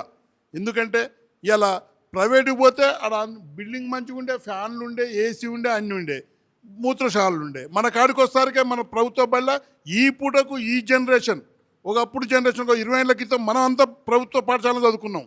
అప్పుడు ఏ పక్క పోయి ఎక్కడ పోసినా నడిచింది. కానీ ఇప్పుడు పరిస్థితి మారింది. జనం మారిర్రు, వ్యవస్థ మారింది, అమ్మాయిలు మారిర్రు, ప్రతి ఒక్కరు మారిర్రు. కాబట్టి ఇలా మౌలిక వసతులు కల్పించకపోవడమే ఇలా ప్రభుత్వ బడులు మూతపడడం కారణమైనవి.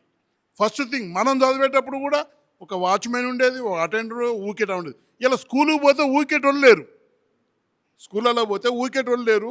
మూత్రశాలు ఇప్పుడు మన హై స్కూల్ ఉంది, 500 మంది స్ట్రెంత్ అండి, కడిగేటోళ్ళు లేడు. పిల్లలు ఎట్లా యూరినల్ చేసుకోవాలి? ఆ పరిస్థితులు ఉన్నాయి. కాబట్టి ప్రభుత్వం ఇప్పటికైనా వాళ్ళు గ్రహించి ప్రభుత్వ బడులు నడవాలంటే ఫస్ట్ ముఖ్యంగా మౌలిక వసతులు కల్పించాలి. ఇలా ప్రభుత్వం ఏం చేస్తుందంటే ఇలా పేద వర్గాలను, ఎస్సీ, ఎస్టీ, బీసీ, మైనార్టీ వర్గాలను ఇలా మొత్తం విద్యకు దూరం చేస్తుంది. నెంబర్ 1గా విద్యకు దూరం చేసి కార్పొరేట్ వ్యవస్థను మొత్తం పైకి లేపుతుంది. ఆ విధానం మర్చిపోవాలి, ఆ విద్యా విధానం మర్చిపోవాలి. రేవంత్ రెడ్డి గారు ప్రభుత్వం మన ఏం చేసింది, 12వ తారీఖు నాడు స్కూల్ స్టార్టు, 10వ తారీఖు నాడు జీవో కూడా వచ్చింది. అంతకుముందుకే 10+2 ప్రభుత్వ పాఠశాలల్లో 10+2 కంటిన్యూ చేయాలని జీవో కూడా ఇచ్చింది.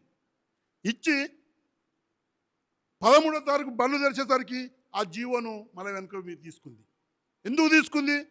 కార్పొరేట్ వ్యవస్థకు అమ్ముడు పోయిండు రేవంత్ రెడ్డి.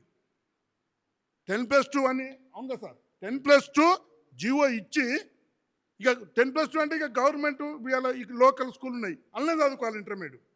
ఆ వ్యవస్థ జీవో ఇచ్చిండు కూడా, అయిపోయింది. తెల్లారి కార్పొరేట్ వ్యవస్థ పోయి ఏం చేసినాం కదా మొత్తం మళ్ళీ తెల్లారే ఇప్పుడు ఆ జీవో అమలయ్యేటట్లేదని ఆ జీవో వెనుక తీసుకుంటూ తెలంగాణ అదొకటి పెట్టిండు. Plus Telangana public school commission వేసిండు, మురళి గారితో కమిషన్ వేసిండు, తెలంగాణ పబ్లిక్ స్కూల్ అన్నాడు. ఓకే, నువ్వు అది బాగుంది, దాన్ని అమలు చేస్తే బ్రహ్మాండంగా ఉంటుంది. కానీ నువ్వు ఏది అమలు చేయకుండా, ఏ ఫర్నిచర్ ఫెసిలిటీస్ కల్పించకుండా మండలానికి, నియోజకవర్గానికి తెలంగాణ పబ్లిక్ స్కూల్ అన్నివి అంటివి జీవో ఇస్తేవి. మా దగ్గర అడ్డగూడూరు మండలం అడ్డగూడూరులో పెట్టిర్రు. ఏది నువ్వు తెలంగాణ మొత్తం మీద ఒక్క స్కూలు మన మహబూబ్నగర్లో ఒక్కటి ఓపెన్ చేసినావు, అంగామంగా ఓపెన్ చేసినావు. మరి అన్ని పబ్లిక్ స్కూల్ అట్నే చేయాలి కదా. నువ్వు చేయకముందుకే జీవో ఇచ్చిన ఎక్కడిది? ఏ ప్రభుత్వాలైనా వాళ్ళ స్వార్థానికే ఉపయోగించుకుంటుర్రు, స్వార్థ వ్యవస్థనే నడుస్తుంది. ఇప్పుడు గురుకుల స్కూల్ ఉన్నాయి, గురుకుల స్కూళ్ళు అప్పుడు కేసీఆర్ గారు పెట్టిర్రు. ఆ పెట్టిన గురుకుల స్కూల్ వాళ్ళు బిల్డింగులు కట్టి పెట్టాలి. బిల్డింగులు కట్టకుండా నువ్వు 1000 గురుకులాలు ఇస్తే ఇలా బిల్డింగులు లేక నానా ఇబ్బందులు పడుతున్నారు పిల్లలు. ఏముంటుంది, మోత్కూరులో గురుకుల స్కూల్ ఉందండి, అంత పెద్ద 50,000 ఎస్ఎఫ్టీ బిల్డింగ్ ఉంటుందా? మరి పిల్లలు ఎట్లా చదువుకోవాలి? వాళ్ళకి అన్ని ఫెసిలిటీస్ ఎట్లా కలపాలి? కాబట్టి ఏ విద్యా విధానమైనా ప్రభుత్వము మంచిగా ఆలోచించి బడ్జెట్ కేటాయిస్తే, నువ్వు 8% బడ్జెట్ కేటాయిస్తే విద్యకి ఈ తెలంగాణ పబ్లిక్ స్కూల్ ఎడబెడతావు? మినిమం 15-18% విద్యా వ్యవస్థకు ఫండ్ కేటాయిస్తే తప్ప నీకు ఇవన్నీ పెరుగుతాయి. గురుకుల స్కూలాలు పెరగవచ్చు, తెలంగాణ పబ్లిక్ స్కూల్ పెట్టవచ్చు, ట్రాన్స్పోర్ట్ పెట్టవచ్చు, అన్ని పెట్టవచ్చు. ఇలా పేదవాళ్ళు కూడా ఊర్లలో ప్రైవేట్ స్కూల్కి ఎందుకు పంపుతున్నారంటే, నా బిడ్డ ఇంటికి వచ్చి బస్సు ఎక్కిస్తుంది, మళ్ళీ సాయంత్రం వస్తానికి ఇంటికి వస్తుంది, ఏ కూలి పోయినా నడుస్తుంది, ఎక్కిస్తుంది బస్సు, కూలి పోతుంది, మళ్ళీ కూలి పోతానికే బిడ్డ వచ్చి ఇంటికాడ ఉంటుంది. నువ్వు అదే మన గవర్నమెంట్ స్కూల్ ఊళ్ళో పంపిస్తే నువ్వు 3 గంటలకే 3:30కే బడి బంద్ చేసుకొని పోతుంది. మన పిల్లడి పోవాలి ఆ పర్సన్. కాబట్టి ప్రతి ఒక్కటి కూడా ప్రభుత్వం ఎప్పటికైనా గ్రహించి విద్యా వ్యవస్థను సమూలంగా మార్పులు తీసుకురావాలి. రెండోది, ఇవాళ హయ్యర్ ఎడ్యుకేషన్ విషయం కూడా వస్తే గుర్తుపెట్టుకోవాలి. ఇలా గత 5 సంవత్సరాల నుండి కేసీఆర్ ప్రభుత్వం 1 సంవత్సరం పెండింగ్ పెట్టిపోయిన స్కాలర్షిప్లు పేద పిల్లలే అన్నీ. ఇప్పుడు రేవంత్ రెడ్డి 3 సంవత్సరాలు, ఇప్పుడు 4 సంవత్సరాల కాలేజీ ఫీజులు, ట్యూషన్ ఫీజులు కనీసం 1000 కోట్ల రూపాయలు ఇవ్వాలి. ఆ 1000 కోట్ల రూపాయలు ఇవ్వకుండా ఇలా పేద విద్యార్థులు డిగ్రీలు అయిపోయినాయి, ఇంజనీరింగ్లు అయిపోయినాయి. అందులో అదే పిల్లలంతా ఎస్సీ ఎస్టీ బీసీ పిల్లలే. వాళ్ళకి ఇలా సర్టిఫికేట్లు కాలేజీ వాళ్ళు ఇస్తలేరు. ఆ పైసలు ఇవ్వకునేసరికి ప్రైవేట్ కాలేజీలు ఊరుకుంటారా? ఊకోరు. ప్రైవేట్ కాలేజే కాదు, ఈవెన్ గవర్నమెంట్ కాలేజీలు కూడా సర్టిఫికేట్లు ఇస్తలేరు. వాళ్ళకు కూడా డబ్బులు కట్టాలి. ఇలా ఇంజనీరింగ్ ఉన్నాయి, మహాత్మా గాంధీ యూనివర్సిటీ, మా యూనివర్సిటీ, అందులో హాస్టల్ సీట్ వచ్చింది ఇంజనీరింగ్ అబ్బాయికి, 3 ఏళ్ళు అయిపోయింది. ఆయన ఇప్పుడు ఏమంటుండే సర్టిఫికేట్లు అంటే ఆ పైసలు కట్టి తీసుకోపో హాస్టల్ ఫీజు. మరి గవర్నమెంట్ నాకు తెలియదండి గవర్నమెంట్ సంగతి. నీకు వచ్చిన నీ పైసలు నీకు ఇస్తా అన్నీ. ఇలా గవర్నమెంట్ వ్యవస్థ కాలేజీలు అట్నే ఉంటున్నాయి, ప్రైవేట్ కాలేజీలు అట్నే ఉంటున్నాయి. ఇలా ఆగమయ్య ఎవరు? పేద విద్యార్థులు అన్నగారిన మన మొత్తం ఇలా రాజశేఖర రెడ్డి పెట్టిపోయిన క్యాస్ట్ ఇన్కమ్ సర్టిఫికేట్ ఇస్తే చదువు ఫ్రీ అన్నారు. ఇలా అదే కాంగ్రెస్ ప్రభుత్వం వచ్చి ఇలా చదువులకు దూరం చేస్తుంది విద్యార్థులను. పైసలు అడిగితే కాలేజీలో ఐటీ దాడులు చేపిస్తుంది, పైసలు అడిగితే ఏదో ఒకటి ఇచ్చేస్తుంది, భయభ్రాంతులకు గురి చేసి లాస్ట్కి ఇప్పుడు ఏం తీసుకొచ్చింది వ్యవస్థ అంటే, పిల్లగానికే మీకు ఇయ్యను పైసలు విద్యార్థుల అకౌంట్లకే డబ్బులు ఇస్తా, ఎంటీఎఫ్ అయినా ఆర్టీఎఫ్ అయినా విద్యార్థుల అకౌంట్లకి ఇస్తాను ఓ జియో తీసుకొచ్చి ఇలా జియో నెంబర్ 9 తీసుకొచ్చి ఇలా విద్యార్థులకు ఇస్తే, విద్యార్థులకు ఇస్తావు ఎన్నడూ ఇస్తావు. మరి ఇలా సీటు కావాలి, ఇంజనీరింగ్ సీటు కావాలి, ప్రైవేట్ కావాలి, సీటు వచ్చింది, మనం ఆయన పైసలు కట్టమంటుండు. ఎట్లా? ఇలా కోర్టులు కూడా, రాజ్యాంగం కూడా ఏం చెప్తుందో అర్థమవుతలేదు. ఇలా పేద విద్యార్థులకు పైసలు ఇప్పించే ప్లాన్ చేయాలి, కానీ విద్యార్థి దగ్గర అడుక్కోవాలి పైసలు, విద్యార్థి కట్టి తీసుకుపోవాలంటుంది కోర్టు కూడా. అంటే రాజ్యాంగం కూడా, కోర్టులు కూడా ప్రభుత్వానికే ఒత్తాసు పలుకుతున్నాయి. ఇలా పేద విద్యార్థి పైసలు కట్టి ఎట్లా తీసుకుపోతాడు? నువ్వు ప్రభుత్వానికి చెప్పాలి కదా, నువ్వు పైసలు ఇవ్వాలకు ఫీజు రియంబర్స్మెంట్ జాయిన్ అయినావు, అలా పైసలు ఇవ్వాలని చెప్పాలి. అంటే ఇలా ప్రభుత్వం మొత్తం పేద విద్యార్థులను నాశనం చేస్తేందుకే ఇలా తయారైంది. కాబట్టి దయచేసి ఈ అన్న పృథ్వీరాజ్ కూడా ఇది కూడా దృష్టిలో హైయర్ ఎడ్యుకేషన్ విద్యార్థులు ప్లస్ బడులు ఈ 2 కాపాడడానికి పేద విద్యార్థుల కోసం మీరు కృషి చేయాలని మరొకసారి మనం చేస్తూ ముగిస్తున్నా. జై తెలంగాణ. సత్యం సార్ గారికి ధన్యవాదాలు. అలాగే వినియోగదారుల గుమ్మిడెల్లి పరశురాములు గారు మాట్లాడవలసిందిగా కోరుచున్నాం.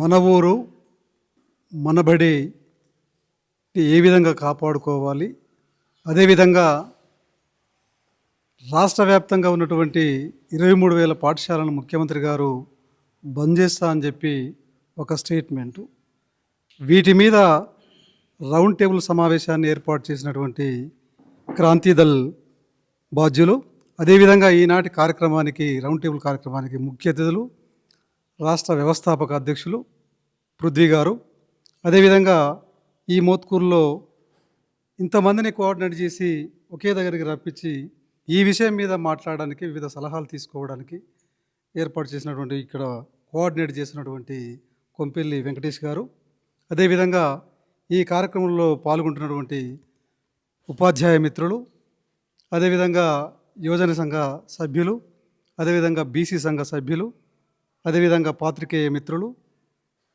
అందరికీ పేరు పేరున నమస్కారాలు సార్. మరి ముఖ్యంగా టాపిక్ ఏంటి అన్నప్పుడు, మన పాఠశాలను, మన ఊరు బడి పాఠశాలను ఏ విధంగా మనం రక్షించుకోవటంలో వివిధ యొక్క ఆర్గనైజేషన్స్ అయితేనేమి, ఉపాధ్యాయ సంఘాలు అయితేనేమి, ఆ తర్వాత ఉద్యోగ సంఘాలు అయితేనేమి, యువజన సంఘాలు అయితేనేమి, మరి ఎవరి పాత్ర ఏ విధంగా ఉంటుంది అనేది దాంట్లో మన ఆలోచనలు మరి ఇలా ప్రభుత్వము ఒక ప్రకటన, ఒక పిడుగు మాదిరి ప్రకటన ఏదైతే ఉందో చేసి ఉంది. మరి అది ఏంటి ఆ ప్రకటన అన్నప్పుడు 23,000 ప్రభుత్వ పాఠశాలలను రద్దు చేయటం. రద్దు చేసే పరిస్థితి ఏంటి? ఎవరికి ఇది నష్టం జరుగుతూ ఉంటుంది?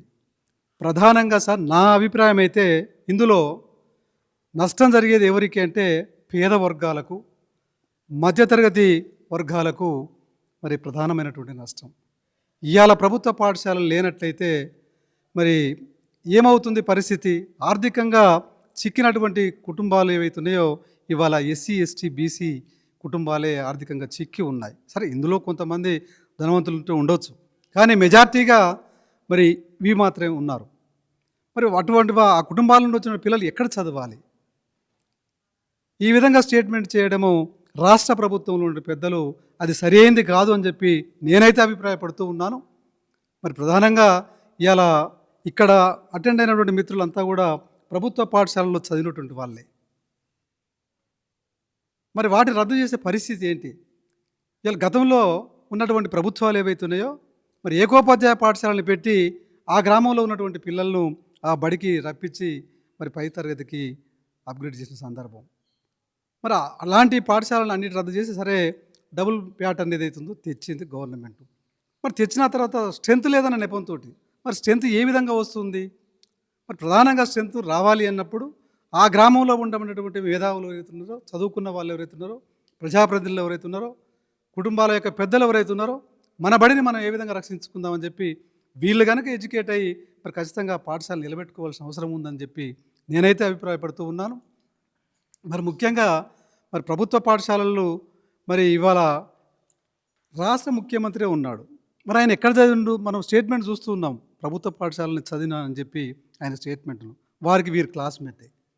మరి అలాంటి సందర్భంలో మరి ప్రభుత్వ పాఠశాలను తెరమరుగు చేయడం అనేది కరెక్ట్ ఆలోచన కాదు. మీరు ఇవాళ ప్రభుత్వ పాఠశాలలో ప్రధానంగా వనరులను ఏర్పాటు చేయండి. అక్కడ ఏవేవైతే అవసరాలు ఉన్నాయో అవసరాలను ఏర్పాటు చేయండి. ఇలా ప్రభుత్వ పాఠశాల పరిస్థితి చూసినట్టయితే మరి డబుల్ ప్యాటర్న్ చేశారు. ఆ తర్వాత మౌలిక వసతులు సమకూర్చాలి. మౌలిక వసతులు సమకూర్చడం లేదు. ఇలా మనం పేపర్లో చూస్తున్నాం. ఆడపిల్లలు ప్రభుత్వ పాఠశాలలో ఉన్న ఆడపిల్లలు లైన్ కట్టి క్యూ కట్టి మూత్రాలకు వెళ్తున్నట్టు సందర్భం. మరి వాటిని ఫుల్ఫిల్ చేయండి. ఆ విధంగా చేయకుండా మరి తీసేస్తాం పాఠశాలలు అని చెప్పి అనడం అనేది భావ్యంగా లేదు. అది కరెక్ట్ ఆలోచన కాదు. ఇలా ప్రభుత్వ పాఠశాలలో అన్ని రకాల మౌలిక వసతులను మీరు సమకూర్చాలి. అదే మేము డిమాండ్ చేసేది. మీరు మౌలిక వసతులు సమకూర్చినట్టయితే స్ట్రెంత్ ఆటోమేటిక్గా వస్తుంది. మరి స్ట్రెంత్ రావడానికి ఆ గ్రామంలో ఉండబడినటువంటి అన్ని స్థాయిలో ఉండబడినటువంటి తెలివిగలిగిన వారు ఎవరైతున్నారో ఆ పాఠశాల నిలబెట్టుకునే పరిస్థితి చేయాలి. దానికి తోడు ఇంకా కూడా మరి ప్రైవేట్ పాఠశాలకు మీరు ఇష్టం వచ్చినట్టు మరి అనుమతులు ఇస్తూ ఉన్నారు. మరి ప్రభుత్వ పాఠశాల నిలబడాలి అంటే అక్కడ దెబ్బపడే పరిస్థితి ఉంది. ఆ విధంగా కాకుండా మరి ఉపాధ్యాయులను నియామకం చేయండి. ఉపాధ్యాయులను నియామకం చేసే సందర్భంలో మరి ఇంకా కూడా డిఎస్సీలు పెట్టవలసిన అవసరం ఉంది. ఇవాళ మోత్కూరు హై స్కూల్ ఉందండి. హై స్కూల్లో 500 స్ట్రెంత్ దాదాపు. ఆ పరిస్థితి చూస్తే మరి అక్కడ కూడా మూత్రశాలలు ఉన్నాయి, నామినల్గా ఉన్నాయి, కానీ అవి సరిపోయేటటువంటి పరిస్థితి లేదు. ఆ తర్వాత కంప్యూటర్స్, మరి కంప్యూటర్ ద్వారా విద్యను మేము అందిస్తున్నామని చెప్పి ప్రభుత్వం చెప్తా ఉంది. అక్కడ ఇన్స్ట్రక్టరే ఉండడు. కాబట్టి ఇట్లా రకరకాల అవసరాలు ఏవైతున్నాయో ప్రభుత్వ పాఠశాలలకు మీరు సమకూర్చి మౌలిక వసతుల మరి ఏర్పాటును ఫుల్ఫిల్ చేసినట్టయితే ప్రభుత్వ పాఠశాలలు నిలబడతాయి. మన ఊరు మన బడి ఏదైతే ఉందో అది ఖచ్చితంగా నిలబడే పరిస్థితి, మరి పేద వర్గాలకు ఆ పాఠశాలలు ఏవైతున్నాయో ఉపయోగపడే పరిస్థితి ఉంటుంది. కాబట్టి ఆ విధంగా చేయాలని చెప్పి మేము ఈ రౌండ్ టేబుల్ సమావేశంలో మాట్లాడడానికి అవకాశం కల్పించినటువంటి ఇక్కడ ఉన్నటువంటి బాధ్యులకు మరి ప్రత్యేకంగా విన్నపం చేస్తున్నాం. సరే, మీ పోరాటం మీరు చేస్తూ ఉన్నారు. ఇవాళ అంతటా రౌండ్ టేబుల్ సమావేశం పెట్టి ప్రజలను అవేర్నెస్ చేయడం, చైతన్యం చేయడం, పాఠశాల నిలబెట్టుకోవడానికి మీరు చేసే కృషి కూడా ఇది శ్లాఘనీయం అని చెప్పి కూడా ఈ సందర్భంగా మనవి చేస్తూ ఉన్నాను. ఎందుకంటే ఒక స్వచ్ఛంద సంస్థగా ఇలా మీరు ఈ యొక్క కార్యక్రమాన్ని జనంలోకి తీసుకుపోయేటువంటి పరిస్థితి చేస్తూ ఉన్నారు. ఇది ఒక మంచి కార్యక్రమంగా నేను అభిప్రాయపడుతూ ఉన్నాను.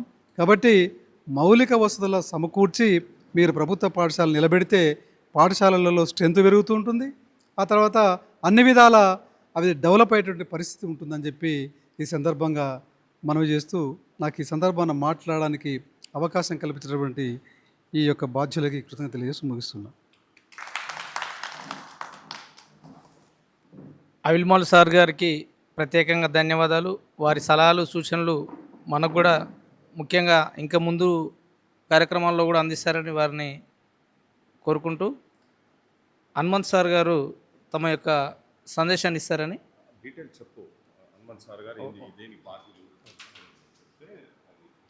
మనకు తెలుసు కానీ మా జనాలకు తెలియదు. డిటిఎఫ్ జిల్లా నాయకులు హనుమంత్ సార్ గారు వారి యొక్క అమూల్యమైన సందేశాన్ని ఇవ్వవలసిందిగా కోరుచున్నాను. నా పేరు Hanumanth sir. Democratic teachers federation Yadadri Bhuvanagiri జిల్లా ఉపాధ్యక్షునిగా పనిచేస్తున్నాను. అదేవిధంగా ఉపాధ్యాయుడిగా సుద్దాల హై స్కూల్ గుండాల మండలంలో పనిచేయడం జరుగుతుంది. ముఖ్యంగా మూలిగే నక్క మీద తాటిపండు పడ్డట్టు విద్యా వ్యవస్థ బలహీనంగా కునారెల్లుతున్న క్రమంలో పాఠశాలల మూతవేత అనేది చాలా ఘోరమైన అంశం. ఇలాంటి కార్యక్రమాన్ని చేపట్టినటువంటి క్రాంతిదల్ రాష్ట్ర బాధ్యుల గారికి, పృథ్వీరాజ్ గారికి, మరికి ఇక్కడ విచ్చేసినటువంటి మిత్రులందరికీ పేరు పేరున కృతజ్ఞతలు, వందనాలు తెలియజేస్తూ, ప్రభుత్వము గత కొన్ని సంవత్సరాల నుంచి ఒక గోల్ పెట్టుకుంది. ప్రభుత్వ విద్య నుంచి, ప్రభుత్వ వైద్యం నుంచి ఎలా తప్పించుకోవాలని వాళ్ళ కాన్సెప్ట్ అదే.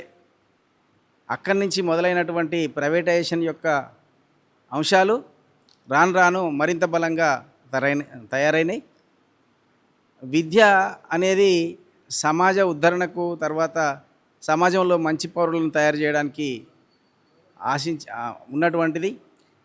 ఈ ప్రపంచంలో అత్యంత విప్లవాత్మకమైన అంశం ఏంటంటే జ్ఞానం. ఆ జ్ఞానం లేకుండా అజ్ఞానం వైపు పయనించే విధంగా నేటి ప్రభుత్వాలు పనిచేస్తున్నాయి. కాబట్టి మన బడిని మనం ఎట్లా రక్షించుకోవాలి అనే ఒక కార్యక్రమం, చాలా మంచి కార్యక్రమము. నా ఎక్స్పీరియన్స్లోనైతే మనకు తెలుసు రాజ్యాంగం ఉంది. రాజ్యాంగంలో సమాన అవకాశాలు, సమాన విద్య, మనుషులందరూ సమానమే, ఈ కుల వ్యవస్థ ఉండొద్దు, ఈ వైరుధ్యాలను తొలగించడానికి ఈ అవినీతి ఉండొద్దు, ఈ రాజకీయ బానిసత్వము ఉండొద్దు, ఈ వైరుధ్యాలను తొలగించడానికి మనం విద్య అనేది అవసరం. మరి ఈ విద్య ఎటువైపు వెళ్తుంది?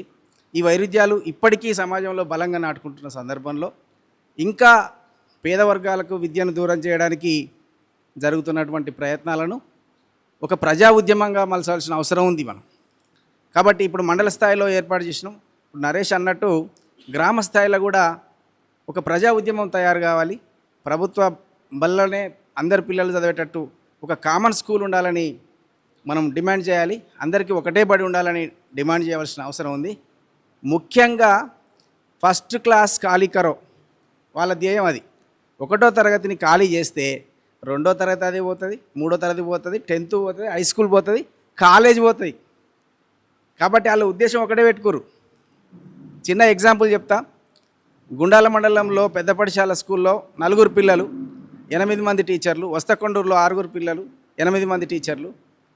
దాచారం ఇక్కడ ఇదే మండలంలో దాచారం ప్రైమరీ స్కూల్లో 60 మంది పిల్లలు, 3 టీచర్లు. 60 కంటే ఎక్కువనే 3 ఉండాలి, ఇప్పుడు 2 ఉండాలని డిమాండ్. అంటే ఎక్కడైతే ప్రైమరీ ఎడ్యుకేషన్ను ఖాళీ చేస్తే ఆటోమేటిక్గా హై స్కూల్ వ్యవస్థ దెబ్బతింటుంది.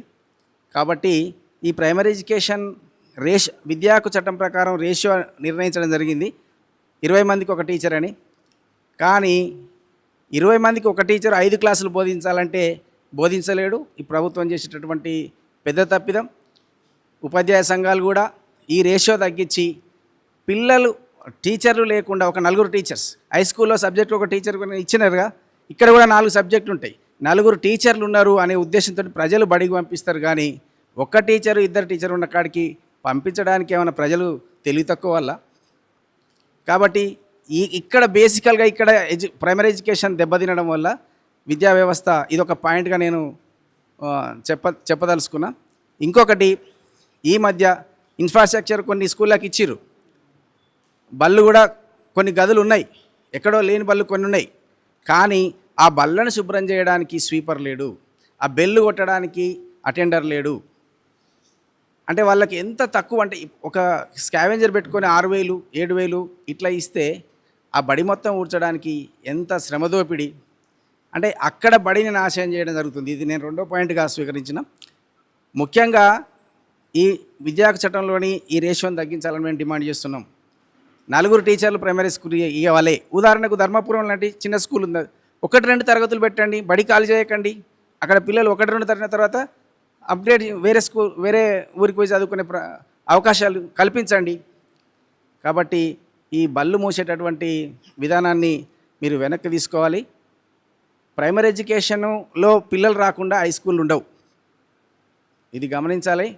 అదేవిధంగా బడ్జెట్ కూడా బీహార్ లాంటి పేద రాష్ట్రమే 15% కేటాయిస్తే మన తెలంగాణ రాష్ట్రంలో 8% కేటాయించారు. సెంట్రల్ గవర్నమెంట్ కూడా కేవలం కార్పొరేట్ల యొక్క రుణాలు మాఫీ చేయడానికి 1,000 కోట్లు ఖర్చు పెడుతుంది, కానీ ఎడ్యుకేషన్ మీద మాత్రం ఖర్చు పెడతలేదు. ఉన్నత విద్యా సంస్థల్లో అనేక పోస్టులు ఖాళీ ఉన్నాయి, ఎడ్యుకేషన్లో అనేక పోస్టులు ఇక్కడ మన రాష్ట్రంలో కూడా డిఓ లాంటి, డిప్యూటీ డిఓ లాంటి, హెడ్ మాస్టర్ లాంటి పోస్టులు అనేకంగా ఖాళీగా ఉంచడం వల్ల బాధ్యతారహితంగా ప్రభుత్వం వ్యవహరిస్తుంది. వీళ్ళని ఏమనొద్దు, అన్నీ చూపించాలి, వీళ్ళు అదంతల దానే నాశనం అవుతుందని ఒక దృక్కోణం గవర్నమెంట్ చేస్తుంది. కాబట్టి మిత్రులారా, ఇట్లా బడి పోకుండా మీరు చేస్తున్నట్టు కృషికి మేము కూడా డిటిఎఫ్గా విద్యా పరిరక్షణ కమిటీ ఆధ్వర్యంలో అనేక ధర్నాలు చేపట్టినాం. ఈ మోత్కూర్ల హై స్కూల్లో కూడా ప్రతి సంవత్సరం మేము ఆ ఉద్యమంలో పార్టిసిపేట్ అవుతున్నాం. అదేవిధంగా మన మోత్కూర్ బాధ్యుడు చక్రధర్రావు ఈ 2 రాష్ట్రాల అధ్యక్షునిగా విద్యా పరిరక్షణ కమిటీకి ఉన్నాడు. కాబట్టి ప్రజలతోని ఉద్యమం తీసుకురాకుండా మనం ఈ సమస్యను సాధించలేం. తెలంగాణ రాష్ట్రం వచ్చినప్పుడు 63% పిల్లలు ప్రభుత్వ బళ్ళల్లో ఉన్నారు, కానీ ఇప్పుడు ఆ రేషియో ప్రైవేట్ పిల్లలు అంతా ఇరు, గవర్నమెంట్ పిల్లలు 40% కాడికి రావడం జరుగుతుంది. కాబట్టి మిత్రులారా, ఇలాంటి కార్యక్రమాలు చేస్తున్నటువంటి వాళ్ళకు మనం చేయూతనిస్తూ ప్రభుత్వాలను ఎప్పటికప్పుడు ఎండగడుతూ ప్రజా ఉద్యమం ద్వారా మన బళ్ళను కాపాడుకోవడం తప్ప ఇంకో మార్గం లేదని తెలియజేస్తూ నాకు ఈ అవకాశం ఇచ్చిన క్రాంతిదళ్ రాష్ట్ర కమిటీకి ధన్యవాదాలు. హనుమంత్ సార్ గారికి ప్రత్యేక ధన్యవాదాలు, వారు విలువైన సూచనలు ఇచ్చినందుకు. అలాగే బీసీ సంఘం జిల్లా నాయకులు కల్మెల నర్సయ్య గారిని మాట్లాడవలసిందిగా కోరుచున్నాం.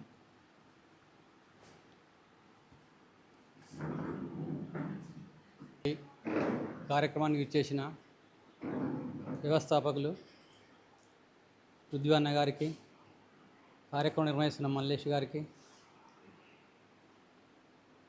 బీసీ సంఘ నాయకులు, అనుభవజ్ఞులు, కాంగ్రెస్ లీడర్ అవిల్మల్ గారికి, వివిధ పార్టీల నుంచి వచ్చిన వారికి, క్రాంతిదళ్ ఇంత దూరం వచ్చి ఇక్కడ మాకు అవగాహన కల్పిస్తూ మా యొక్క విలువైన సమాచారం తీసుకుంటానికి వచ్చిన మీ అందరికీ కూడా నా యొక్క అభినందనలు తెలుపుకుంటూ, మనకు స్వాతంత్రం వచ్చి 75 సంవత్సరాలు అయింది. తెలంగాణ వచ్చి దాదాపు 13 సంవత్సరాలు అయింది. ప్రస్తుత గవర్నమెంట్ వచ్చి కూడా మనకు 3 సంవత్సరాలు అయింది. అయినా కూడా విద్య గురించి అడుక్కునే స్థాయిలో ఉన్నాం. ఇంకా మనం వైద్యం ఉచితము, విద్య ఉచితం అనే నినాదము గత 70-80 సంవత్సరాల నుంచి మనం నినాదం ఇస్తూనే ఉన్నాం. అయినా కూడా ఈరోజు విద్యను ఉచితం అంటే ఊడ్చేసుకే పోయే స్థాయికి తీసుకొస్తుంది గవర్నమెంట్. మరి ఎక్కడికి వెళ్తుంది? మన ప్రపంచం ఎటు వెళ్తుంది? మన దేశం ఎటు వెళ్తుంది? మన తెలంగాణ ఎటు వెళ్తుంది?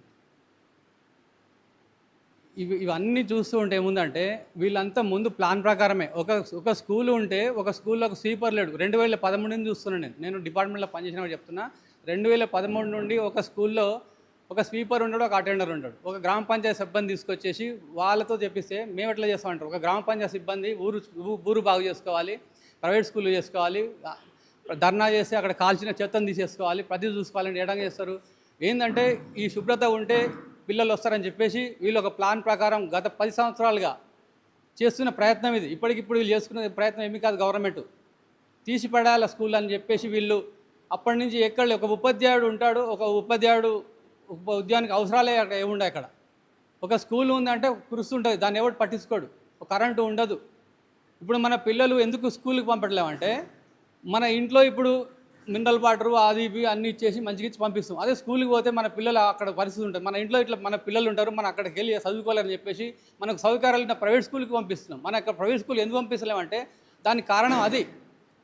మన పిల్లలు ఇంత భద్రతగా ఇంట్లో స్కూల్లో పెంచుతాం కాబట్టి వాళ్ళు అక్కడికి వెళ్తే వాళ్ళ గవర్నమెంట్ స్కూల్ పరిస్థితి ఎలా ఉంటుంది కాబట్టి మనం అక్కడికి పంపడానికి వెనకాడుతున్నాం. విద్య చెప్తున్నారు, పంతులు విద్య చెప్తున్నారు, కానీ దానికి సరైన తీసుకోవడానికి ఎవరు ముందుకు రావట్లేదు. విద్య ఉచితం అనే ఉంటే ఉడి చేసుకుపోతున్నది కాబట్టి ఇవన్నీ మౌలిక సదుపాయాలు కల్పించేసి మంచిగా చేసేసి అందరికీ మన పిల్లల్ని మనం ఇంటి దగ్గర ఎలాగైతే భద్రత చూస్తున్నామో గవర్నమెంట్ స్కూల్లో కూడా అదేవిధంగా చూసుకుంటే మనం పిల్లలు పంపడానికి సిద్ధంగా ఉంటాం.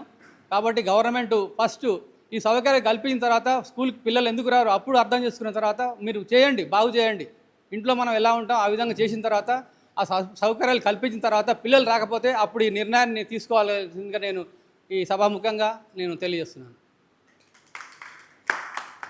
నరసయ్య సార్ గారికి ప్రత్యేక ధన్యవాదాలు.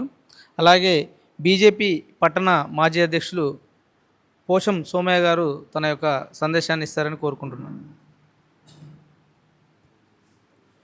మన ఊరు బడిని మనమే కాపాడుకుందాం అనే అంశంపై రౌండ్ టేబుల్ సమావేశం నిర్వహిస్తున్నటువంటి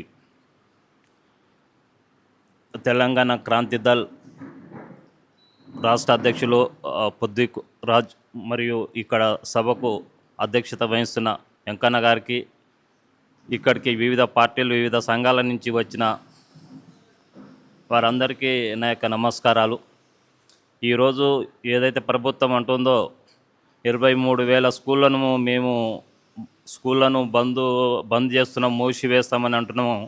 దానికి కారణము మనం కూడా సగం కారణం. ఎట్లా అంటే ఈరోజు ఉపాధ్యాయులు ఈ మధ్యకాలంలో చూస్తే ఎట్లుంటుందంటే ఉపాధ్యాయుల పిల్లలు ప్రైవేట్ స్కూల్కి పోతారు. మన పిల్లలు ప్రభుత్వ స్కూల్ పంపాలంటే ఏ రకంగా ఏ తల్లిదండ్రులు ఎట్లా ప్రభుత్వ స్కూల్కు పంపిస్తారు? మీ పిల్లలు ముందుగా ప్రభుత్వ స్కూల్ పంపేయండి, వాళ్ళ పిల్లలు ప్రభుత్వ స్కూల్కి వస్తారు. ఇవాళ ప్రజాప్రతినిధులు ఉండరు, ఇవాళ ప్రజాప్రతినిధుల పిల్లలు ప్రైవేట్ స్కూల్కి పోతారు, మన పిల్లలు గవర్నమెంట్ స్కూల్కి పోవాలా. ఇవాళ మేము ఇవాళ గవర్నమెంట్ స్కూల్లో చదివి ఇవాళ నేను ఎంకామ్ చేసిన ఇవాళ గవర్నమెంట్ స్కూల్ చదివితే ఒక ఇంగ్లీష్ ఏదన్నా బ్యాంక్ కూడా ఒక లెటర్ పంపిస్తా కత్తుకుంటూ చదువుతున్నా. అదే ఇవాళ ఇంగ్లీష్ మీడియం స్కూల్ ప్రైవేట్ స్కూల్లో పోయిన వాళ్ళు ఈలంగా ఇంగ్లీష్ వస్తారు, వాళ్ళకి జాబులు వస్తున్నాయి. నా టైంలో 1989లో నాది ఎస్ఎస్ అయింది. మోత్కూరు నుంచి దాదాపు 20-30 మంది రకరకాల ఏవిఎం స్కూల్ పోయారు. సరే వాళ్ళు ఏ రకంగా చదివిరో ఏదయ్యారో వాళ్ళ మంచి మార్క్స్ వస్తున్నాయి. ఏ ప్రభుత్వ ఉద్యోగం రాకపోయినా ఒక కండక్టర్ నౌకర్లు అందరికీ దొరికినాయి. మేము ఎంత చదివినా కూడా సెకండ్ క్లాస్లో పాస్ కాలేదు. మేము ఇవాళ మాకు ఏ నౌకరు రాలేదు. కారణం ఏంటంటే మన ప్రభుత్వ స్కూళ్ళల్లో కూడా మన ఉపాధ్యాయులు సరిగా వృత్తిని నిర్వర్తిస్తలేరు. సరే అందరు కాదు, కొంతమంది నేను అనేది. కొంతమంది ఏమేందంటే ఇక వాళ్ళు ఇక ప్రైవేట్ దందాలు చేస్తారు. కొంతమంది ఏమో కోటమార్తి స్కూల్ ఉంటుంది ఆయన హైదరాబాద్లో ఉంటాడు. హైదరాబాద్ నుంచి బస్ ఎక్కి కోటమార్తికి పోయారు 2-3 గంటలు అవుతుంది. ఆయన అలసిపోతాడు. స్కూల్లో పోయి ఆయన ఇక కుర్చీ మీద జెర్సేపు అనుకున్నారు, చదువుకోర్రా అంటాడు. ఈ విధంగా చేస్తుంటే మేము తల్లిదండ్రులు మేము పిల్లలను ఎట్లా పంపిస్తాం?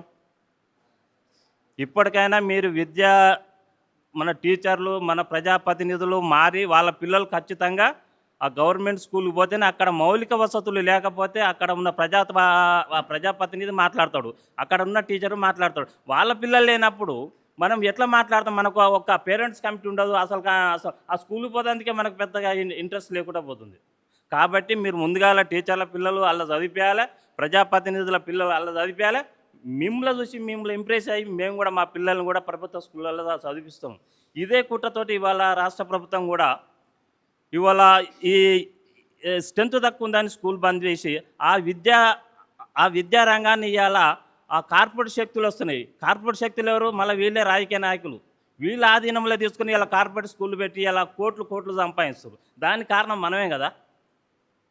కాబట్టి ముందుగా మీరు టీచర్లు మారోరే, ప్రజాప్రతినిధులు మారాలి, వారి తర్వాత మేము మారుతాం. నాకు ఈ అవకాశం ఇచ్చిన అందరికి కూడా ధన్యవాదాలు తెలుపుకుంటాం. అన్నగారికి ధన్యవాదాలు. అలాగే బీసీ సంఘం మండల అధ్యక్షులు శివర్ల శ్రీనివాస్ యాదవ్.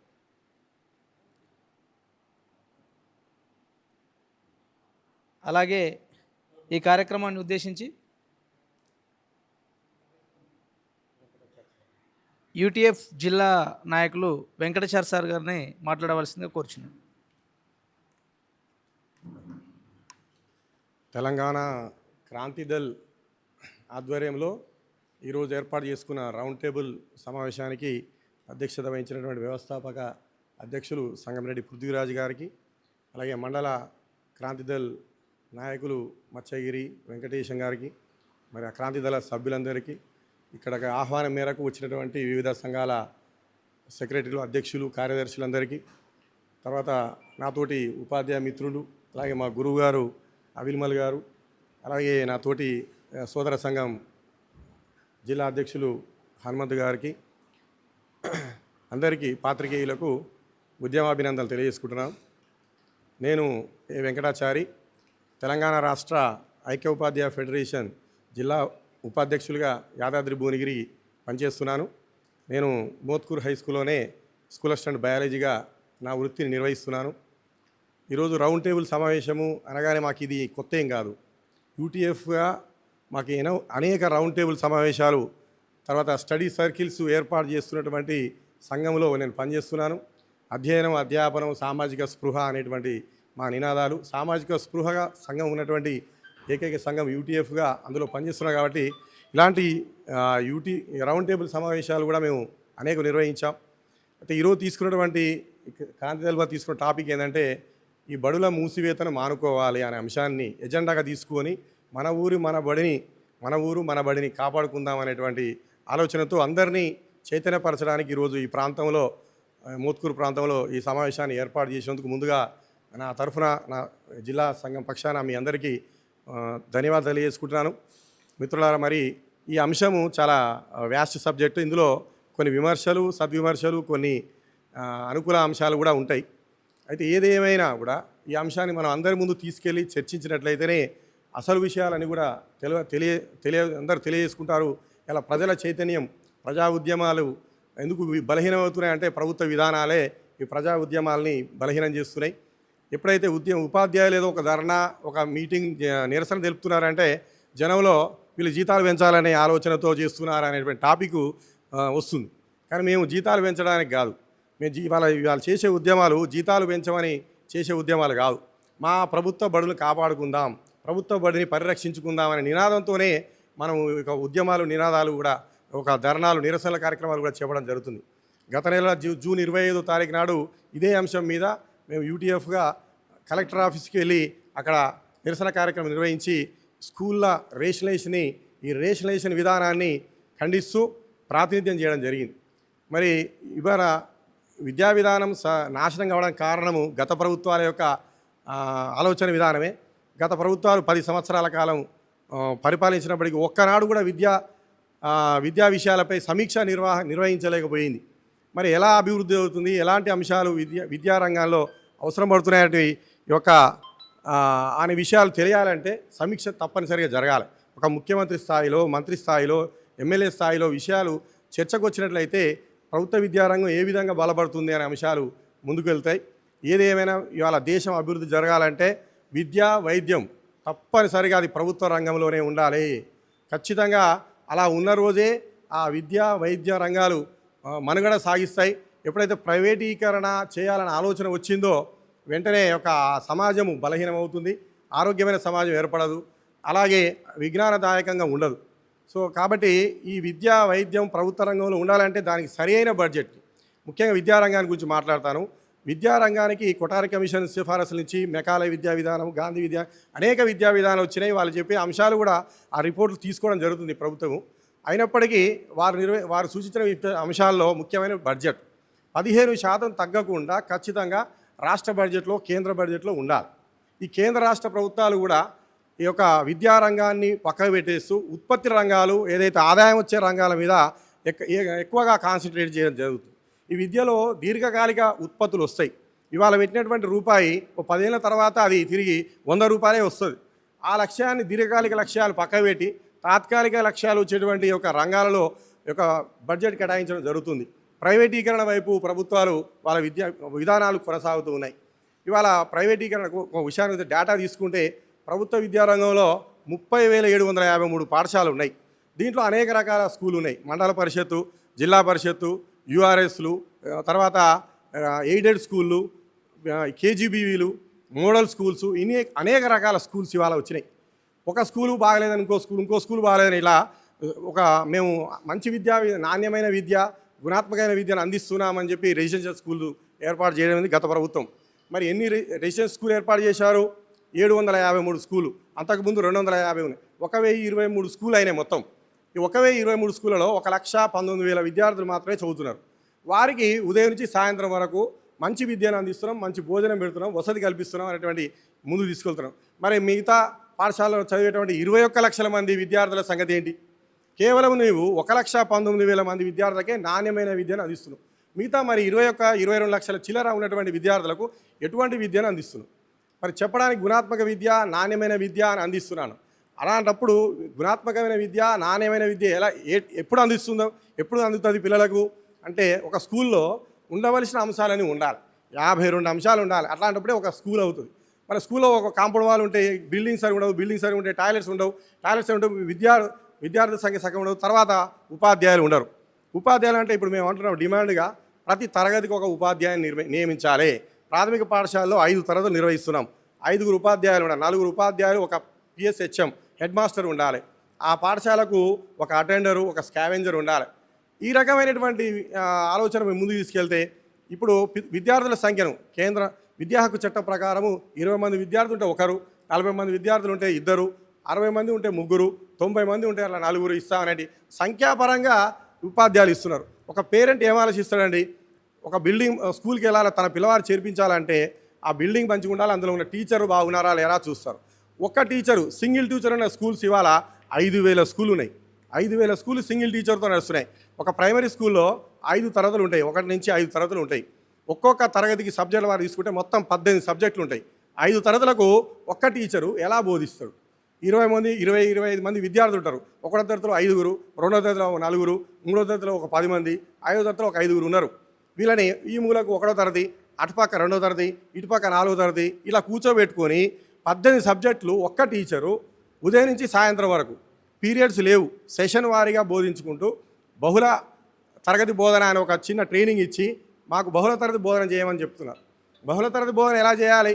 మరి ఇటువైపు ఒకరి వర్క్ ఇస్తూ ఒకరికి చెప్పాలి, ఒకరి వర్క్ ఇస్తూ ఇంకొకరికి చెప్పాలి, ఇంకొకరిని ఆటపాటలతో విద్యను అందించాలి. సో ఇలాంటి అంశాలన్నీ కూడా చాలా ఇలాంటి పరిస్థితులలో ఒక ఉపాధ్యాయుడు, సింగిల్ టీచరు 18 సబ్జెక్టులు బోధించి నాణ్యమైన విద్య నిర్ణయిస్తాడు. ఒక పేరెంట్ ఏం ఆలోచిస్తాడు? అదే కనుక అంటే ఉపాధ్యాయులు ఉంటే, నేను అంటున్నాను ఉపాధ్యాయులు ఉంటే విద్యార్థులు వస్తారు. కానీ గవర్నమెంట్ ఏమంటుంది? విద్యార్థులు ఉంటే ఉపాధ్యాయులు ఇస్తాము అంటుంది. విద్యార్థులు ఉంటేనే ఉపాధ్యాయులు. మరి విద్యార్థులు పేరెంట్స్ ఏం చూస్తారు? ముందుగా ఫస్ట్ ఇది ఒక సమస్యగా ఉంది. విద్యార్థులు ఉంటేనేమో టీచర్లు ఇస్తామని గవర్నమెంట్ అంటది, పేరెంట్స్ ఏమో ఉపాధ్యాయులు ఉంటే పిల్లలు పంపిస్తామని అంటుంటారు.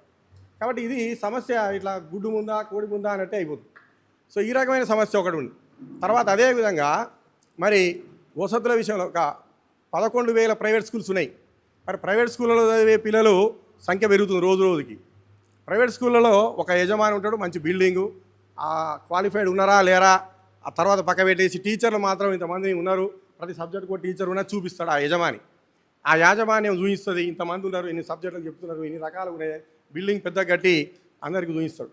మరి ఎటువంటి విద్య బోధిస్తున్నారు అనే విషయాన్ని ఆ పక్క పెడతారు. అవన్నీ చూసినటువంటి పేరెంట్ ఆకర్షితుడై ట్రాన్స్పోర్ట్ ఫెసిలిటీ ఇవ్వడం వల్ల, హాస్టల్ ఫెసిలిటీ ఇవ్వడం వల్ల ప్రైవేట్ స్కూళ్ళలో వెళ్తున్నారు.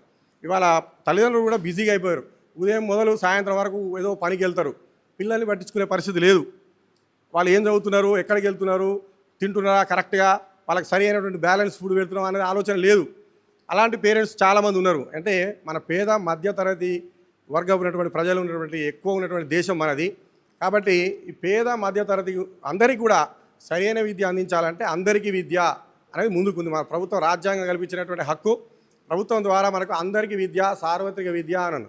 మరి ఈ విద్య అందించాలన్నప్పుడు ప్రతి 3 కిలోమీటర్లకు ఒక ప్రైమరీ స్కూలు, ప్రతి 8 కిలోమీటర్లకు ఒక హై స్కూలు, ఆ తర్వాత మండల హెడ్ క్వార్టర్ ఒక జూనియర్ కాలేజు, నియోజకవర్గానికి ఒక డిగ్రీ కాలేజు కనీసం ఆ విధంగా ఏర్పాటు చేసి ఈ విద్యను అందించేటువంటి బాధ్యత ప్రభుత్వం మీద ఉంది. మరి ఇవాళ ఉన్నాయి 3 కిలోమీటర్లకు ఒక ప్రైవేట్ స్కూల్ ఉన్నది, కానీ అక్కడ ఉన్నటువంటి పిల్లలు ఎక్కడికి పోతున్నారు?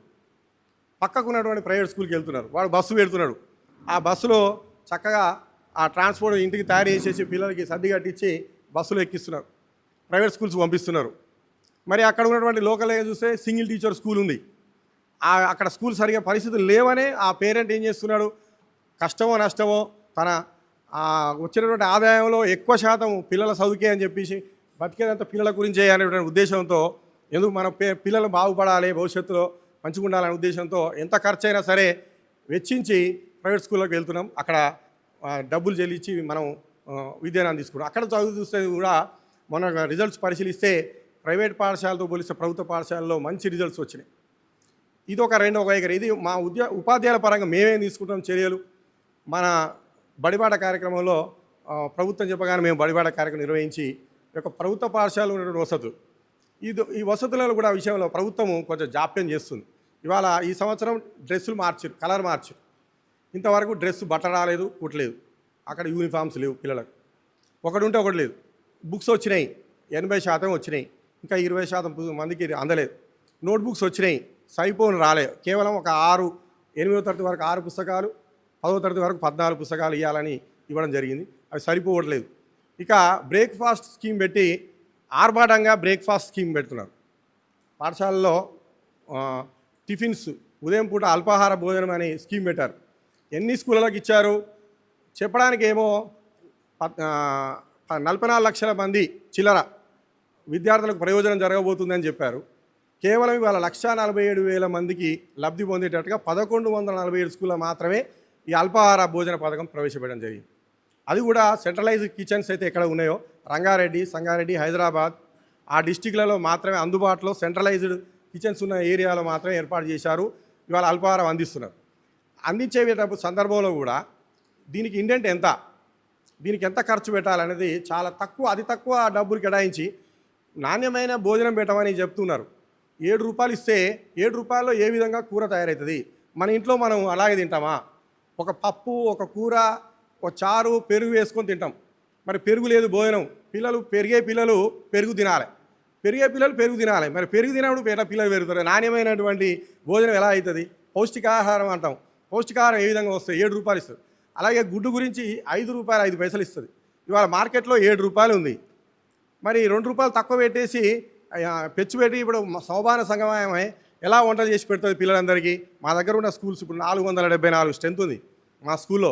గత సంవత్సరం 502 ఉండే. ఈరోజు అడ్మిషన్స్ పెరుగుతూ 474 వరకు వచ్చింది. మరి రోజుకు ఒక 385 మంది భోజనాలు చేస్తారు. కొంతమంది ఆబ్సెంట్ అయినా కూడా 385 మంది. మరి గుడ్లు ఏ రకంగా పెడతారు? 5 రూపాయలకి అంటే మనం ఏమంటున్నాము, డిమాండ్ చేసేది అంటే 5 రూపాయల గుడ్డు కాదు. ఇవాళ మార్కెట్లో 7 రూపాయలు ఉన్నప్పుడు 7 రూపాయలు ఇవి.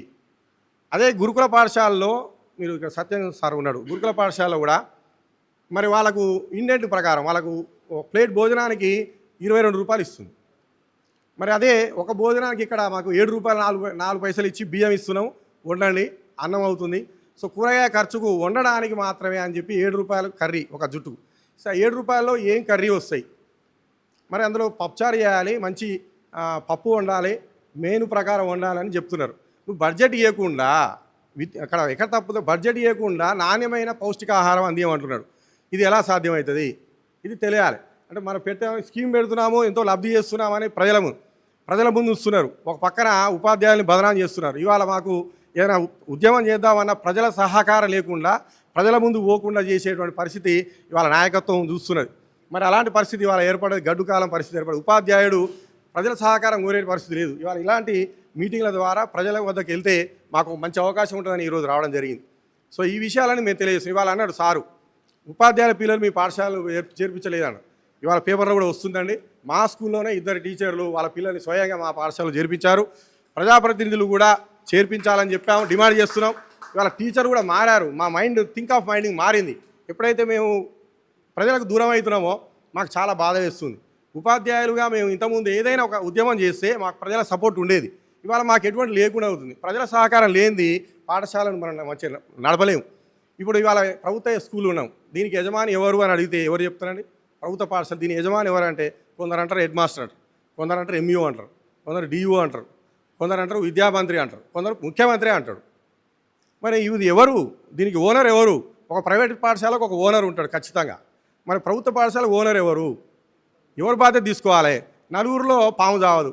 మరి ఒకరి మీద ఒకరు తోసేసుకుంటే ఈ ప్రభుత్వ పాఠశాలలు ఏ రీతిగా బాగుపడతాయి? మనం అంటున్న ఒకటి బడ్జెట్ రిలీజ్ చేయాలి. తర్వాత ఈ రేషనలైజేషన్ స్కీమ్, ఇది నేను ఎంఆర్పి ఉన్నప్పుడు 2005లోనే నైబర్హుడ్ స్కూల్స్ అనే పేరు మీద తీసుకొచ్చారు. అప్పటి ప్రభుత్వము 2003లోనే స్టార్ట్ చేశారు.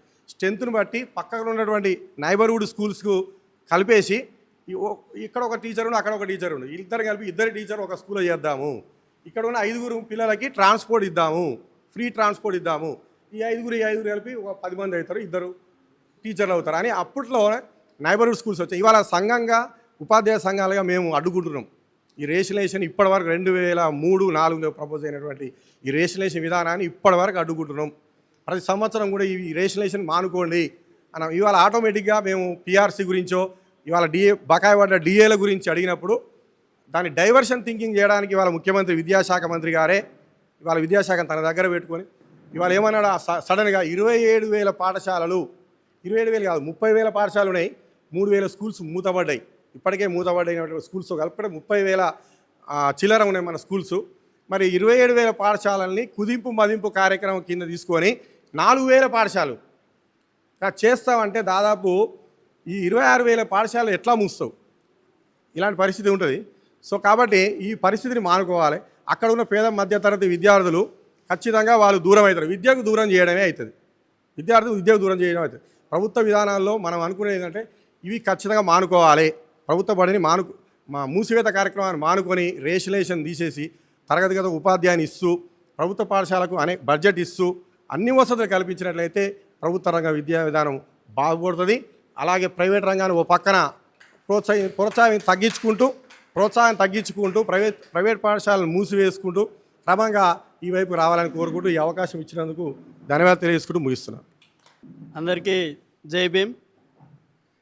ఈరోజు రౌండ్ టేబుల్ సమావేశానికి ఏర్పాటు చేసిన మన పృథ్వీరాజ్ అన్న గారికి హృదయపూర్వక ధన్యవాదాలు.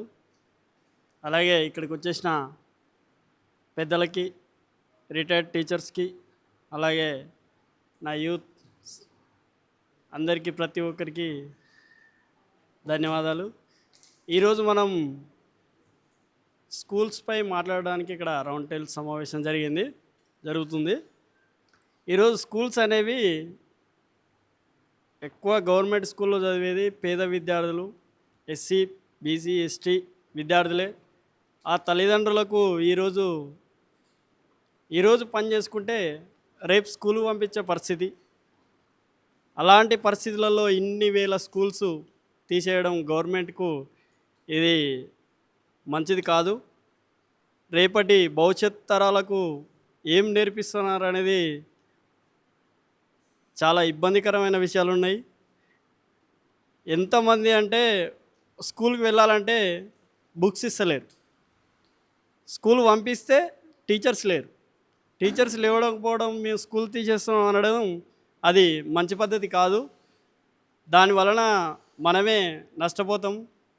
టీచర్స్ కావాలంటే డిఎస్ఎస్ఏ అదేసే మేము టీచర్స్ పోస్ట్ను భర్తీ చేస్తున్నామని గొప్పలు చెప్పుకోవడం తప్ప ఇంతవరకు చేసింది లేదు. ఎప్పుడైనా సరే ఏ గవర్నమెంట్ వచ్చినా, తెలంగాణ గవర్నమెంట్ వచ్చింది, టీఆర్ఎస్ గవర్నమెంట్ వచ్చినప్పుడు కొన్ని స్కూల్స్ను తీర్చిదిద్దినారు. మోడల్ స్కూల్స్ అని, కార్పొరేట్ స్కూల్స్ అని వ్యత్యాసం లేకుండా సోషల్ వెల్ఫేర్ స్కూల్ను పెట్టడం మంచిదైంది. గత ప్రభుత్వం కొంత పేదలకు న్యాయం చేసింది, కానీ ఈ గవర్నమెంట్ మాత్రం స్కూల్స్కు 3rd క్లాస్ పిల్లలకు, 4th క్లాస్ పిల్లలకు నోట్బుక్స్ ఇవ్వకుండా కొన్ని బుక్స్ ఇచ్చి కొన్ని బుక్స్ ఇవ్వకపోవడం ఎలా పోవాలి స్కూల్కు? ఇది చాలా తీవ్రంగా ఇబ్బంది పడుతున్నారు. ఎవరిని అడగాలి? సార్ అన్నట్టు ఎంఈఓ గారిని అడిగితే నాకు తెలియదు, డిఓ గారిని అడగంటారు, డిఓ గారిని అడిగితే కలెక్టర్ గారిని అడగంటారు, కలెక్టర్ గారికి అడిగిపోతే ఇక సీఎంని అడగంటాడు. ఒక పేద విద్యార్థి ఎంఈఓ కాడికి ఎన్నడు పోవాలి, డిఓ కాడికి ఎప్పుడు పోవాలి, కలెక్టర్ కాడికి ఎప్పుడు పోవాలి, సీఎం కాడికి ఎప్పుడు పోవాలి? ఇదంతా చేయడం ఏందని లాస్ట్కు మనం ఏదైనా ప్రెస్ నోట్ రిలీజ్ చేసినా ఏదైనా చేసినా కానీ దాన్ని వ్యక్తిగతంగా తీసుకొని ప్రభుత్వాలు వ్యక్తిపై దాడి చేయడం జరుగుతుంది. అనేక సమస్యలు ఏ రకంగా మనం ముందుకెళ్ళినా మనకే ఎదురుదాడి అవుతుంది. గవర్నమెంట్ను ప్రశ్నించలేకపోతున్నాం. ప్రశ్నించలేకుండా ఎవరైతే ప్రశ్నిస్తారో వారిని అనగదొక్కి చేయాలని గవర్నమెంట్ చూస్తుంది. ఈ గవర్నమెంట్ను ప్రశ్నించకపోతే, అంటే ఈ గవర్నమెంట్ అని కాదు, ఏ గవర్నమెంట్ అయినా ప్రశ్నించలేకపోతే 100% లాస్ అయ్యేది పేద విద్యార్థులే. దాన్ని గుర్తుపెట్టుకొని మనం ఎంతో అంతో స్కూల్స్కి వెళ్ళి ఖచ్చితంగా ప్రశ్నించడం నేర్చుకోవాలి. ఫస్ట్ ఆఫ్ ఆల్ స్కూల్కి వెళ్ళి ప్రశ్నించడం జరిగితే దానివల్ల మనం కొంత ఉపయోగపడుతుంది. అట్లనే ఈ రౌండ్ టేబుల్ సమావేశాన్ని నిర్వహించిన పృథ్వీరాజన్ గారికి ప్రత్యేక ధన్యవాదాలు తెలుపుకుంటూ ఇంతటితో నా సందేహాన్ని ముగిస్తున్నాను. మన ఊరి బడి మనమే కాపాడుకుందామని రౌండ్ టేబుల్ సమావేశానికి విచ్చేసినటువంటి తెలంగాణ క్రాంతి దళ్ వ్యవస్థాపకులు క్రాంతి అన్న గారికి, పృథ్వీరాజ్ అన్న గారికి, మరియు రౌండ్ టేబుల్ సమావేశానికి విచ్చేసినటువంటి నాయకులకు మరియు విద్యార్థి సంఘాల నాయకులకు నా యొక్క హృదయపూర్వక నమస్కారాలు తెలియజేస్తున్నాను. ఇప్పటి వరకు మాట్లాడినటువంటి పెద్దలన్నీ అన్ని విషయాలపై చర్చించడం జరిగింది. ఈ మోత్కూరు మండలంలో ఉన్నటువంటి పాఠశాలలో ఈ అకాడమిక్ ఇయర్ స్టార్టింగ్లో బడిబాట ప్రోగ్రాం అన్ని పాఠశాలలో పెట్టడం జరిగింది. ఆ పెట్టినటువంటి కార్యక్రమాల్లో ఎంఈఓలు కానీ, ప్రధాన ఉపాధ్యాయులు కానీ, డిఈఓ గారు కానీ పాఠశాలకు విచ్చేయడం జరిగింది. అదేవిధంగా అధికార పార్టీ ఉన్నటువంటి కాంగ్రెస్ పార్టీ నాయకులు మాత్రమే బడిబాట ప్రోగ్రాంలకు ఆహ్వానించడం జరుగుతుంది. ప్రతి పాఠశాలలో విద్యార్థి సంఘ నాయకులను పిలిచి విద్యార్థి సంఘ నాయకులకు ఆహ్వానం ఇచ్చి వారి అమూల్యమైన సందేశాన్ని తెలుసుకొని పాఠశాలకు ముందుకు నడిపించాలని కోరుతున్నాం. అదేవిధంగా తెలంగాణ రాష్ట్ర ప్రభుత్వం 23,000 స్కూళ్ళు మూసివేయడం అనేది చాలా బాధాకరమైన విషయం. ఇట్టి విషయాన్ని తిరిగి ప్రభుత్వం వెంటనే వెనుకకు తీసుకోవాలని మా యొక్క డిమాండ్. అదేవిధంగా పాఠశాలలో మోత్కూరు మండలంలో ఉన్నటువంటి పాఠశాలలో ప్రతి ఒక్క పాఠశాలలో కూడా సరైన వసతులు లేవు. వసతుల మీద మేము డిఓ గారికి మరియు కలెక్టర్ గారికి ప్రతి ఒక్కరికి ఫిర్యాదు చేయడం జరిగింది. ఫిర్యాదు చేసిన క్రమంలో కొన్ని పాఠశాలలో పొడిచేడు గ్రామంలో ఉన్నటువంటి ప్రభుత్వ పాఠశాలలో ఉన్నటువంటి పాఠశాలలో గత బీఆర్ఎస్ ఎమ్మెల్యే గారు ఆ స్కూల్కి ప్రహరీ గోడ మరియు అన్ని వసతులకు బిల్ శాంక్షన్ చేయడం జరిగింది. శాంక్షన్ చేసిన క్రమంలో మాజీ నాయకులు వారు దాన్ని అడ్డుకొని ఈ రోజుకి దాన్ని అసంతృప్తిగా ఉండడం జరిగింది. ఈ సమయం ఇచ్చినందుకు పెద్దలకు నమస్కారం. గౌతమ్ గారికి ధన్యవాదాలు.